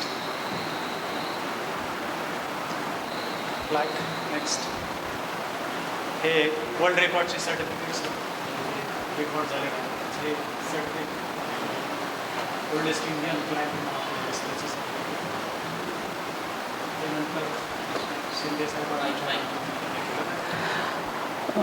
शिंदे सरांनी मला फ्लॅग ऑफ केला होता त्यावेळेस जायच्या आधी एव्हरेस्टच्या वेळेस. तर त्यांनी यावेळेस बोलून ते वर्ल्ड रेकॉर्ड झालेल्याचं सर्टिफिकेट माझ्या हातात दिलं. नेक्स्ट सर, हे असं आहे, एखादी जिद्द असेल तुमची, परिश्रम आणि त्याला तुमचा मेन म्हणजे आवड असेल तर कोणत्याही क्षेत्रामध्ये, म्हणजे असं नाही त्याला वय आडवं येत नाही, हे तुम्ही म्हणजे मी जिवंत तुमच्यासमोर उभा आहे एवढं सगळं करून, तर तुम्ही काही करू शकता, वय आडवं येत नाही, एवढंच माझं सांगणं आहे. धन्यवाद. तुमचे आभार मानायचे राहिलेत माझे विश्वस्तांचे, हनुमान शाळेतर्फे जे काय विश्वस्त आहेत सगळे बसलेले प्रेक्षक आणि सगळ्यांचे मी आभार मानतो की तुम्ही शांतपणे सगळं ऐकून माझं प्रेझेंटेशन. धन्यवाद सगळ्यांचे. कोणाला काही प्रश्न विचारायचे आहेत का कुलकर्णी सरांना? विचारू शकता तुम्ही.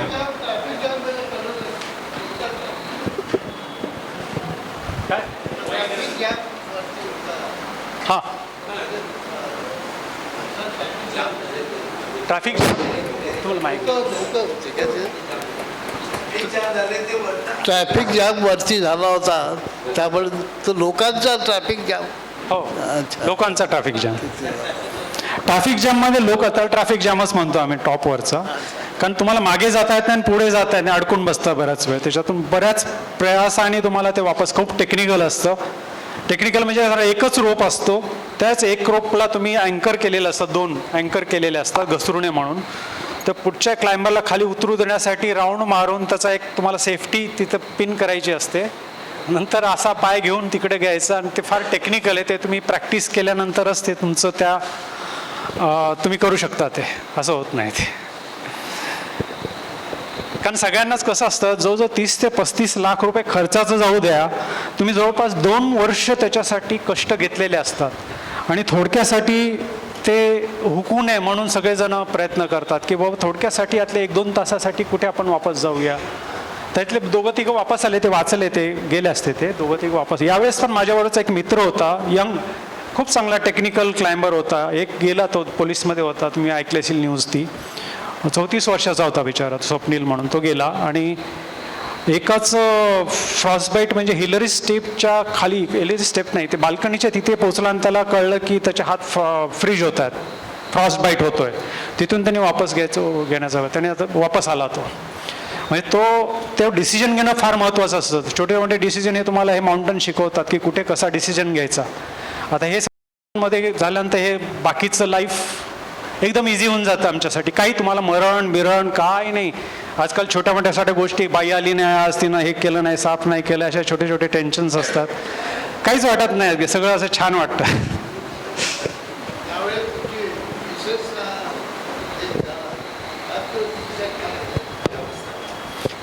अवस्था कसं असतं की हाय अल्टिट्यूडमध्ये माझं ऑक्सिजन संपत आलेलं आहे. तिथे एक वेगळ्या ट्रान्स आपण म्हणतो ट्रान्स, एकदा धुंद याच्यामध्ये असतो, तुम्हाला काही सुचत नाही, जन्म मृत्यू त्याच्या पलीकडे गेलेला असतात तुम्ही. फक्त आता एवढं कळतं की तिथे कसं असतं की हाय अल्टिट्यूडमुळे तुम्ही कधी कधी भ्रमिष्ट होता, मनावर ताबा राहत नाही, त्यांच्यात बरेच सिकनेस होतात, त्याच्या हाय अल्टिट्यूड सिकनेस म्हणतो आपण त्याला. त्याच्यात मेन म्हणजे तुमच्या शरीरापेक्षा तुमच्या मनावर खूप कंट्रोल हवा असतो. आता यावेळेस खूप त्रास झाला मला, म्हणजे मी ठरवलं तर कुठेही जे भरकटायचं नाही. वर गेलं, इथून मला वापस यावं लागलं गेल्या वेळेस, आणि याच्यासाठी मी परत आलो आहे 35-40 लाख रुपये खर्च करून. मला फक्त फोकस ते दिसत होतं, तिथे जायचं, गुपचूप झेंडा रोवायचा, फोटो काढायचा आणि वापस यायचं, बाकी काही नाही करायचं. कारण काय होतं की अत्यानंदाने पण लोक मरतात त्या ॲल्टिट्यूड्समध्ये, की माझं एव्हरेज झालं आहे. त्या आनंदामध्ये पण तुमचा श्वास हे होऊन जातो आणि तुमची डेथ होते. नंतर 2 दिवसांनी नंतर खाली आणलं. खूप आम्ही ते इमिडिएटली डिसिजन घेतले. माझा मुलगा आणि हे घेतलं ॲम्बेसीतून. त्यांनी जवळपास, कारण का 23 तारीख, 23 तारखेला 22 तारखेला इन्सिडेंट झाला. 25 तारखेला तिचं ते काठमांडूला आणलं गेलं. नंतर 29 तारखेला इकडे घेऊन आलं. कारण 1 दिवस जरी लेट झाला असता तर ते 1 वर्ष तिथेच बॉडी ठेवावी लागली असते. कारण 1 दिवसाची गॅपच तिथे. नंतर वेदर विंडो नसते. वेदर विंडो नसला की तुमचे जे काय मार्ग असतो तो नंतर बुजला जातो, बर्फ पडतो, तुमच्या जे शिड्या असतात खाली त्या पण काढल्या जातात. नंतर 1च दिवसाची गॅप होती. त्यावेळेस मग रात्रंदिवस प्रयत्न करून ते नशीब होतं, ते दुसरं काय नाही. काही मित्राची अजून, आज दुसऱ्या मित्राची यावेळेस बॉडी अजून तिथेच आहे. आम्ही आता यावेळेस गेलो होतो, अजून तिथेच आहे बाल्कनीमध्ये.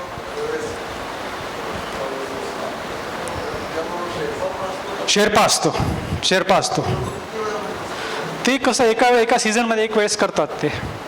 हा ते त्यांचं ते ॲक्लिमॅटाईज झालेले जे बॉडी त्यांची बॉर्नच ते 17-18 हजार याच्यावर फुटावर जन्म झालेला असतो. त्याच्यामुळे आपल्याला जो ऑक्सिजन लागतो त्यांना फार कमी ऑक्सिजनमध्ये काम होतं. म्हणजे ते कसं एक सिलेंडर आपल्याला समज 5 तास जात असेल तर त्यांना ते 7-8 तास चालवतात. त्यांचा नॉब तो म्हणजे त्याचा फ्लो कमी करतात, ते त्यांना कमी लागतं ते. पण ते खूप हां शेर्पा हो ते लगेच वापस जातात, ते राहत नाही. आम्ही बोलवतो बऱ्याच वेळेस इथं उद्घाटनाला किंवा असं मित्र म्हणून बोलवतो, ते इथं नाही, ते गोव्याला जातात तिकडे मोकळ्या हवेत थोडं, आणि गोव्यात गरम होतं म्हणून 2 दिवस वापस जातात. मुंबईपेक्षा सगळ्यांना गोव्याचं आकर्षण जास्त आहे. माहीत नाही का ते. सर मला एक प्रश्न होता. मी तुम्ही इतके सगळे एक्सपिडिशन्स केले त्यासाठी तुमचे ॲक्च्युली अभिनंदन. मला असा प्रश्न होता की म्हणजे आता हे एक्सपिडिशन्स करायचं म्हणजे एवढं एक्सपेन्सिव्ह आहे, तर मग म्हणजे आपल्याला कुठून काय तुम्हाला फंडिंग मिळालं होतं का? कसं असतं की बहुतेक एक्सपिडिशन हे सगळे स्पॉन्सर वगैरे सगळे घेऊन करतात. म्हणजे स्पॉन्सरसाठी इथे खूप प्रॉब्लेम्स आहेत, स्पॉन्सर लवकर मिळत नाहीत. बाहेरच्या याच्यामध्ये बऱ्याच स्पॉन्सर वगैरे मिळतात. आता माझ्याच बरोबरचे जे काही क्लाइंबर्स होते सगळे स्पॉन्सरशिपवर आले होते. पण या वयामध्ये मला माहीत होतं कोणी स्पॉन्सरशिप देणार नाही, तर आम्हाला माहीत होतं आम्हाला करायचं आहे, आमचं हे पॅशन आहे, आमची आवड आहे. त्यावेळेस म्हणजे 15-20 वर्षापासून हे सगळं मी साठवायचं, म्हणजे जे काय आता सेविंग आम्ही आमच्यासाठी करून ठेवलं होतं की बाबा एवढा खर्च होणार आहे, तेवढं आपण हे कमवायला पाहिजे. आणि आपली आवड आहे, आणि आपली आवड जपण्यासाठी आपण काही पण करू शकतो. आम्हाला काही इतर काही व्यसनं नव्हती, काहीच नव्हती. हेच व्यसन होतं, आणि चांगलं व्यसन होतं हे.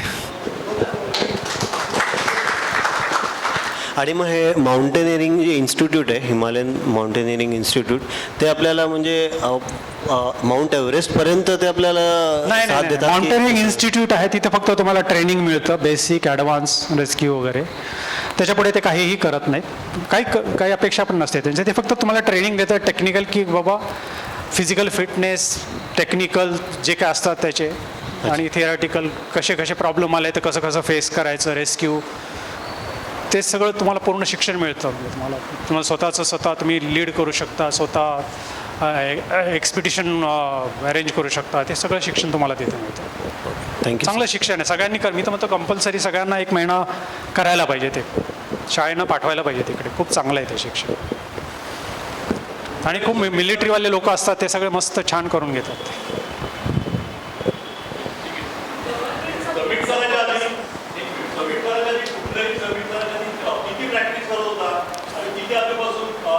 आता एव्हरेस्टसाठी आम्ही 2 वर्ष ट्रेनिंग केलं होतं पूर्ण. मिनिमम 1 वर्ष ट्रेनिंग लागतंच मिनिमम. म्हणजे चांगलं फिजिकल फिटनेस असताना 1 वर्ष तुम्ही घेता. आम्ही हे 2 वर्ष होतं, पण ट्रेकिंग आमचं कित्येक दिवसापासून चालू होतं ना. पण 1-2 वर्ष तुम्हाला मिनिमम ट्रेनिंग घ्यायला लागतं एव्हरेस्टसाठी, कारण हाय अल्टिट्यूड आहे ते. आणि बाकी आता देनाली वगैरे बघितलं, देनालीचं तर गुरासारखी मेहनत आहे. म्हणजे खूप कठीण आहे ते देनाली.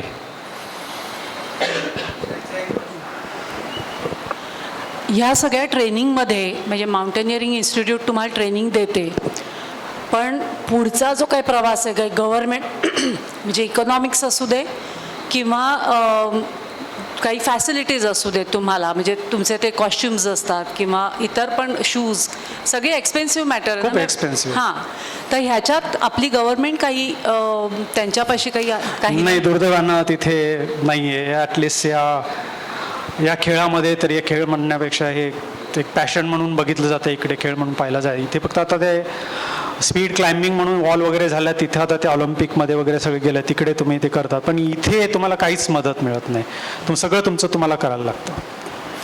आता सगळं तुमचं तुम्हाला काहीही 1-0. आता माझा एक मित्र आहे औरंगाबादचा, त्याच्या विचाराचे 3ऱ्या अटेम्प्टच्या वेळेस त्याचं एव्हरेस्ट झालं. पोलीसमध्ये येतो, त्याचा अंगठा आणि एक बोट गेलं त्याचं. गव्हर्नमेंटने त्यावेळेस कबूल केलं की त्याचे काय 50-60 लाख रुपये खर्च केले होते, आम्ही देऊ, कारण तो पोलीस दलातील होता. आता 2013 का 14 त्यांनी केलेले. आज 2010 वर्ष झाले, त्याला अजून एक पैसे नाही मिळालेलं आहे. दुर्दैव आहे आपलं. बाकीच्या गव्हर्नमेंटमध्ये बिर्याणा इव्हन बेंगॉलमध्ये तिथे गव्हर्नमेंट देतं. 7,000 झाले की तुमच्या 15 लाख रुपये डायरेक्ट देतात तुम्हाला. हरियाणामध्ये तुम्हाला फुल सपोर्ट आहे. माझ्याबरोबरची जी आता एक सांगतो, माझी तामिलियन होती, एक फर्स्ट तामिलियनमध्ये ते 200 कोटीचा पिक्चर तिच्यावर तयार होतोय. गव्हर्नमेंटनी तिला 60 लाख रुपये दिले, त्याचा खर्च दिला आणि तिला तिची इच्छा होती बाकीचे 7 समिट करायचे. तिचं पहिलं एव्हरेस्ट झालेलं माझ्याबरोबरचं, 34 वर्षाची होती ती. तिला 7 समिटचे पैसे गव्हर्नमेंटनी दिले. तिचे जवळजवळ 4 समिट झाल्यानंतर. आपल्याकडे जरा दुर्दैव आहे ते. तुमचा इन्शुरन्स असतो का काही इन्शुरन्स आम्ही काढतो, ते तुम्ही पर्सनल पण ते पर्सनल लेवलवर काढता. Personal level. आता तुमचा जो एक फोटो पाहिला त्याच्यामध्ये एकनाथजी शिंदे तुम्हाला सर्टिफिकेट देत आहेत. ते सर्टिफिकेट माझं होतं. हां. मी फक्त त्यांच्याकडनं फॅलिसिट करून घेतलं त्यांच्याकडनं. ते काहीच देत नाहीत. एक्झॅक्टली, मला तेच म्हणायचं होतं की फक्त ते सेलिब्रेशन नाही, आता हे कसं मी अप्लाय केलं आहे. मी गव्हर्नमेंटसाठी तेनसिंग नॉर्गेसाठी आणि छत्रपती शिवाजी जे काही अवॉर्ड आहे त्याच्यासाठी मी अवॉर्ड केलेलं आहे. तर मिळालं तर पुढच्या वर्षी मिळेल ते. थँक्यू. मला एक विचारायचं होतं, म्हणजे एवढे प्रचंड अनुभव, जवळजवळ मला वाटतं तुम्ही बोलत असताना पिनड्रॉप सायलेन्स होता, त्याच्यानंतरसुद्धा लोकांना जवळजवळ काही मिनटं गेली त्यातनं बाहेर यायला. एवढं सगळं झालं आणि जवळजवळ आता 7 समिट आणि एव्हरेस्ट 2दा. मला ऐकायला आवडेल की तुमचे पुढचे प्लॅन काय असतात, कारण आता पृथ्वी तलावरती काही कॉन्कर करायचं राहिलं नाही. आणि त्याच्याबरोबर अजून एक प्रश्न आहे. ही पॅशन आहे. हे शरीर सांगेल त्याच वेळेस थांबेल. मी आत्ताच पुढच्या महिन्यात एक एक्सपिडिशनला चाललो आहे जी कोणी केलेली नाही आहे. आम्ही 5-6 जण आहोत. हैदराबादचे आहेत, औरंगाबादची एक मुलगी आहे, एक गोरी चेन म्हणून पीक आहे अरुणाचलमधला, ते अजून सिव्हिलियनने कोणी केलेलं नाही. त्याच्यासाठी चाललो आहेत आम्ही. आता 1-1.5 महिन्याची एक्सपिडिशन आहे ती, त्याच्यासाठी चाललो आहे मी आता. आणि अजून एक प्रश्न होता की एवढा प्रचंड अनुभव आहे की तुम्ही जसं म्हटलं तसं एकेका दिवसावरती, त्या घालवलेल्या दिवसावरती तुम्ही 2 तास बोलू शकता. तर हे सगळं डॉक्युमेंटेशन किंवा याच्यावरती त्याच्यावर माझं पुस्तक येतं मराठीमध्ये. साधारण 1.5 ते 2 महिन्यामध्ये होईल कम्प्लीट. ते मराठी आणि इंग्लिश दोन्ही होईल. आधी पहिल्यांदा मराठी करेन मी ते. मराठी आणि ती एक मी डॉक्युमेंटरी पण केलेली आहे सगळ्या प्रवासाची. एक डॉक्युमेंटरी माझी यूट्यूबवर आहे. शरद कुलकर्णी एव्हरेस्ट टाईप केलं तर माझ्या एक डॉक्युमेंटरी येईल, 1 तासाची डॉक्युमेंटरी. त्याच्यामध्ये डिटेल 2019मध्ये काय झालं त्या डॉक्युमेंटरीमध्ये आहे. आता जी डॉक्युमेंटरी मी अजून पब्लिश केलेली नाही आहे ती ठाण्यामध्ये मी पब्लिश करणार आहे, मोठा प्रोग्राम करून. ते पुस्तकं ज्यावेळेस पब्लिशन करेल त्याच वेळेस ते पण पब्लिश करेल. पुस्तकामध्ये डिटेल्स टाकता येतात तुम्हाला, कारण हे काय एका एक्सपिडिशनचं एक पुस्तक होईल असं येते. आता बऱ्याच गोष्टी याच्यात सांगितलेल्या नाहीत. आता माझ्या मिसेसचं माझ्याबद्दल खूप वेगळं होतं. म्हणजे तिनं तर एकदा सांगितलं होतं, एक उदाहरण सांगतो. आमचं पॅशन एवढं होतं एव्हरेस्ट आणि हे सगळं करायचं. माझ्याकडे कोरोला गाडी होती, ती विकून नवीन घ्यायची चाललं होतं आमचं. आता जसं 9-10 वर्ष झाले होते, आपण नवीन गाडी घ्यायची. तर त्यावेळेस होतं म्हटलं काय करायचं गं. म्हटलं आता आपण मर्सिडीज घ्यायची का एव्हरेस्ट करायचं, 2 चॉईस आहेत तुझ्याकडे. तिने एक सेकंदाचा पण वेळ नाही घेतला. म्हणे नाही एव्हरेस्ट, मर्सिडीज गेली तेल लावत. म्हणजे असं पॅशन असतं. आणि ठीक आहे, त्याच्यासाठी गेली ती. शेवटी कसं आहे की माणसाने कसं जगावं त्याचं एक उदाहरण आहे की आपलं पॅशन जगतात तर असे सगळेजण जगतात माणसं. हॅलो सर, इकडे मला एक प्रश्न विचारायचा आहे की तुम्ही एवढं सर्व काही केलेलं आहे, म्हणजे एवढं सर्व केल्यानंतर मग आता जी पुढची जी यंग पिढी, जर समजा त्याच्यामध्ये जर असं कोणाला जर तुमच्यासारखं करण्याची जर इच्छा असेल पण त्याची फायनान्शियल कंडिशन समजा तेवढी नसेल. फायनान्शियल वगैरे काही नाही. तुम्हाला जर पॅशन असेल ना तर मार्ग आपोआप मिळत जातात. आपोआप मिळत जातात. मी सांगतो तुला सर, म्हणजे कुठूनही पैसा जमा होतो. नाही, पैसा ते नाही मी सांगत आहे. म्हणजे ती जी काही नवी पुढची यंग पिढी आहे तर मग तिचं म्हणजे जसं तुम्ही आजपर्यंत इथपर्यंत पोचल्या तसं अजून पुढे कोण असं व्हावं. हो, तर त्यासाठी मग तुम्ही म्हणजे असं कुठल्या यंग पिढीला किंवा जर असं कोणाला अजून कोणाला वाटत असेल तर मग त्यांना तुम्ही मदत कराल का, म्हणजे असं सपोर्ट कराल का तुम्ही ज्या पद्धतीने कधी मदत फायनान्शियली नाही करणार. फायनान्शियली नाही, म्हणजे एक मार्गदर्शक म्हणून. म्हणजे आता पुढची कोणी यंग पिढी असेल तर त्याला तुमच्यासारखं जर होण्याची जर हे असेल आणि सरकार दरबारी समजा, आता समजा तुम्ही एवढं सर्व केलेलं आहे तर कुठे ना कुठे गव्हर्नमेंटने काय केलं मी तुला सांगतो थोडक्यात. की आमच्या तिथे श्रीनगरला माझ्या मिसेसचं नाव दिलेलं आहे, अंजली कुलकर्णी, गिर्यारोग अंजली कुलकर्णी चौक म्हणून. एवढंच गव्हर्नमेंटने केलंय. दॅट्स ओके, ठीक आहे. नाही, त्याच्यासाठी केलेलंच नाही. मी थोडक्यात सांगतो, हे गव्हर्नमेंटने आमचा सत्कार करावा, गव्हर्नमेंटने आम्हाला असं करायचं त्याच्यासाठी मी काहीही केलेलं नाही. हे फक्त माझी आवड आणि पॅशन करण्यासाठी केलेलं आहे. हे कोणत्याही क्षेत्रात करा तुम्ही. आता दुर्दैवाने इथे आता इथलं गव्हर्नमेंट त्याला सपोर्ट करत नाही, हा मग इथले जे गव्हर्नमेंट करत नाहीये त्यांना बाहेरचं जे गव्हर्नमेंटचं जर तुम्ही पुढाकार करून जर त्यांना तिकडच्या गोष्टी जर सांगितल्या आणि जर तुम्ही त्यांना समजा काही तो अर्जाद्वारे विषय नको. निवेदन केलं तर तो विषय नको. इथे फक्त फुलं देतात. सत्कार का ते फुलं पण डुप्लिकेट असतात. त्याच फुलांनी 10 वेळेसचा सत्कार करतात ते. त्याच्यामुळे तो विषय नको आपल्या. हे बघ, तुमच्यासारखे प्रेक्षक असले, त्यांनी ऐकलं आणि थोडे 4 गोष्टी त्याला छान वाटल्यात, बस झालं मला. That's it.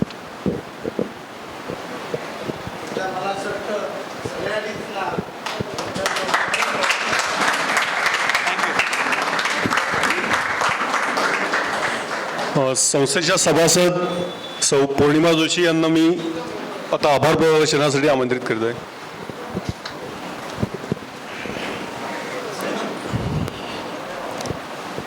आजचे आपले प्रमुख पाहुणे शरद कुलकर्णी सर यांचं मी संस्थेतर्फे मनपूर्वक आभार मानते. तुम्ही आपले थरारक रोमांचक अनुभव आमच्याबरोबर आज शेअर केलेत आणि या स्लाईड शोमुळे ते आमच्याबरोबर अगदी सहजरित्या पोचले आणि अधिक श्रवणीय झाले. मनाचा संकल्प आणि जिद्द असली तर जगातली सगळी शिखरं पादाक्रांत करता येतात आणि त्याला वय आड येत नाही. हे तुम्ही अगदी दाखवून दिलं. आम्हाला खूप खूप धन्यवाद आणि hats off to you sir. आपले संस्थेचे सर्व पदाधिकारी, कार्यकर्ते, उपस्थित मान्यवर या सर्वांचेही आभार मानते. आजची धनी व्यवस्था सांभाळणारे भुवड, सुंदर कार्यक्रम ज्यांनी आपल्या कॅमेऱ्यात संग्रहित केला आहे ते निलेश मेहता. हे दोन्ही बॅनर्स जे ज्यांनी लावलेत सुंदर, त्यांचे आभार. तसेच काही वृत्तपत्रांमध्ये आपल्या ह्या आजच्या कार्यक्रमाची प्रसिद्धी ज्यांनी केली त्या सर्व वृत्तपत्रांचेही मी आभार मानते. आपला पुढला कार्यक्रम अर्थात खाली ग्राउंडवर जाऊन, मैदानावर जाऊन झेंडावंदनाचा आहे. तर सगळ्यांना विनंती आहे की त्यांनी खाली ग्राउंडवर आपण जावं आणि पुढील सूचना कार्यक्रमाच्या खाली ग्राउंडवर देण्यात येतील. आपले कार्यकारी विश्वस्त त्यांना जरा सगळ्यांशी संवाद साधायचा आहे. मी त्यांच्याकडे नाही, आपला सर्वांना माहिती आहे की आपला शताब्दी महोत्सव हनुमान वंशेचा चालू आहे, शताब्दी वर्ष आहे. त्यानिमित्ताने आपले निरनिराळे प्रोग्राम होत असतील, वर्षभरामध्ये होणार आहेत. त्या दृष्टिकोनातूनच आत्ताचा स्वातंत्र्य दिन सोहळा एका विशिष्ट याच्याप्रमाणे आपण साजरा करतोय. त्याचप्रमाणे वर्षभरात अनेक प्रोग्राम करण्याचा मानस आहे. तर त्यासाठी एक निधी समिती म्हणून नेमण्यात आलेलं आहे.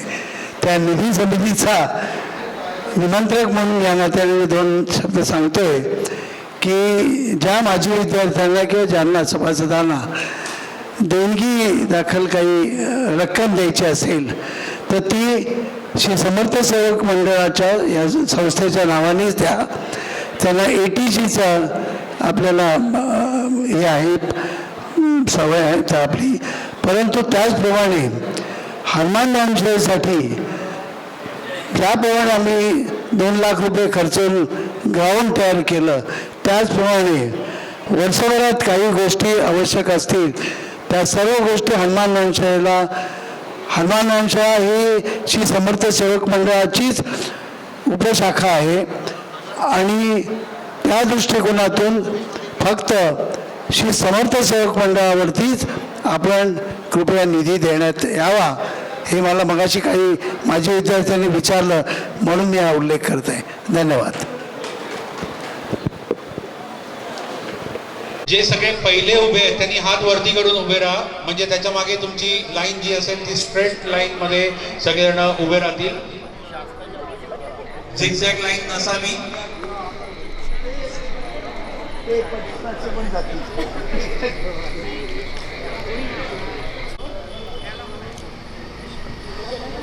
एक साथ सावधान, एक साथ विश्राम. एवढ्यासाठीच दिलं होतं की आपली लाईन सरळ आहे की नाही आपल्याला पुन्हा एकदा चेक करा. फोटो काढला जाणार आहे, उद्या सगळ्यांचा फोटो पेपरमध्ये सुद्धा येणार आहे. लाईन बरोबर आहे की नाही, कोण झिगझॅग उभा आहे, कोण लाईनच्या बाहेर उभा आहे, यासाठी हे सावधान विश्राम आपण केलं होतं. अरे खरंच सांगतोय हे नाही. म्हणजे रात्र असली तरी पण सगळ्यांचे चेहरे येणार आहेत. आणि इथे जास्त जण आहेत, काही जण या बाजूला आलात तरी चालेल. विश्राम.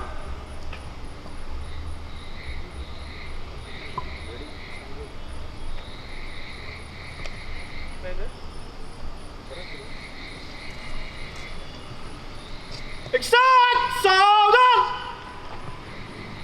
वंदे मातरम वंदे मातरम सुजलां सुफलां मलयज शीतलां सस्य श्यामलां मातरं वन्दे मातरं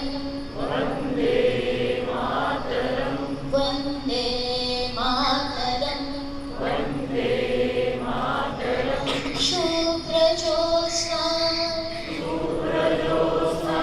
पुलकितयामिनी पुल्लकुसुमिता द्रुमदलशोभिनी सुहासिनी सुमधुरभाषिणी सुखदा वरदा मातरं वन्दे मातरं वन्दे मातरम्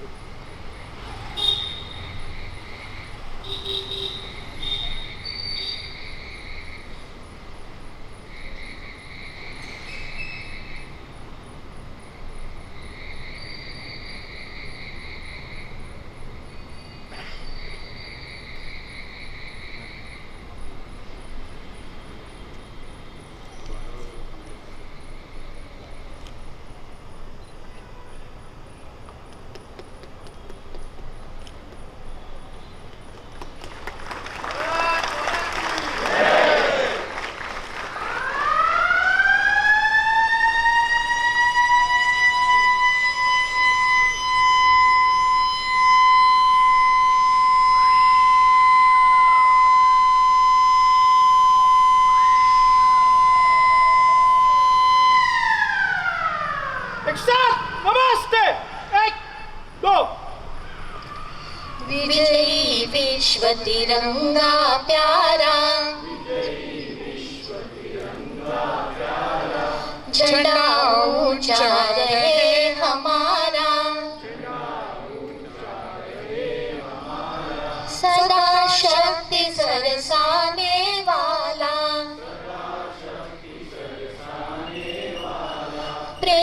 सुधा बरसाने वाला, वीरों को हर्षाने वाला, मातृभूमि का तन मन सारा, झंडा ऊंचा रहे हमारा, शान नहीं सकी जाने पाए, चाहे जान भले ही जाए, विश्व विजय करके दिखलाए, तब होवे प्रण पूर्ण हमारा, झंडा ऊंचा रहे हमारा, विजयी विश्व तिरंगा प्यारा, झंडा ऊंचा रहे हमारा,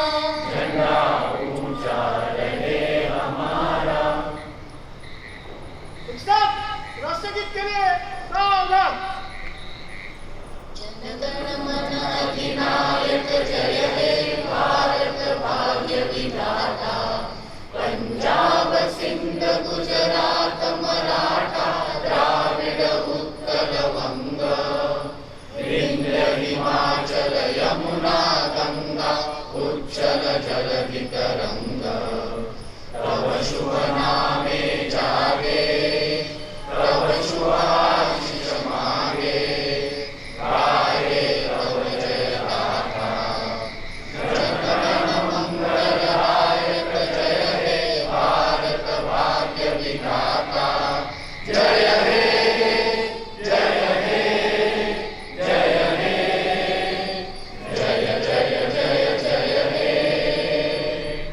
भारत माता की जय। सब विश्राम। सर्वांनी जागेवरतीच उभं राहायचंय. गणना होईल. गणना या ठिकाणाहून आपण सुरू करतोय. 1 2 3 4 5 6 8 9 10 11 12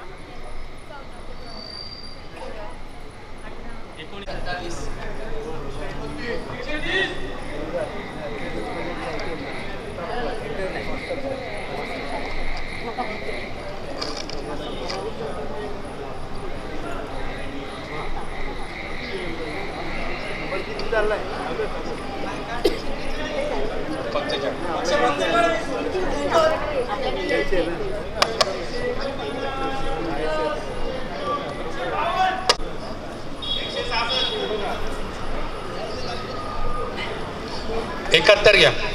171.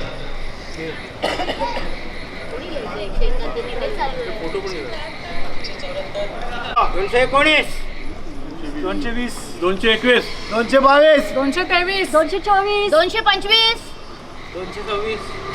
226 अरे 230. धन्यवाद. धन्यवाद. अजून एकदा ना. इनकिलाब जिंदाबाद, इनकिलाब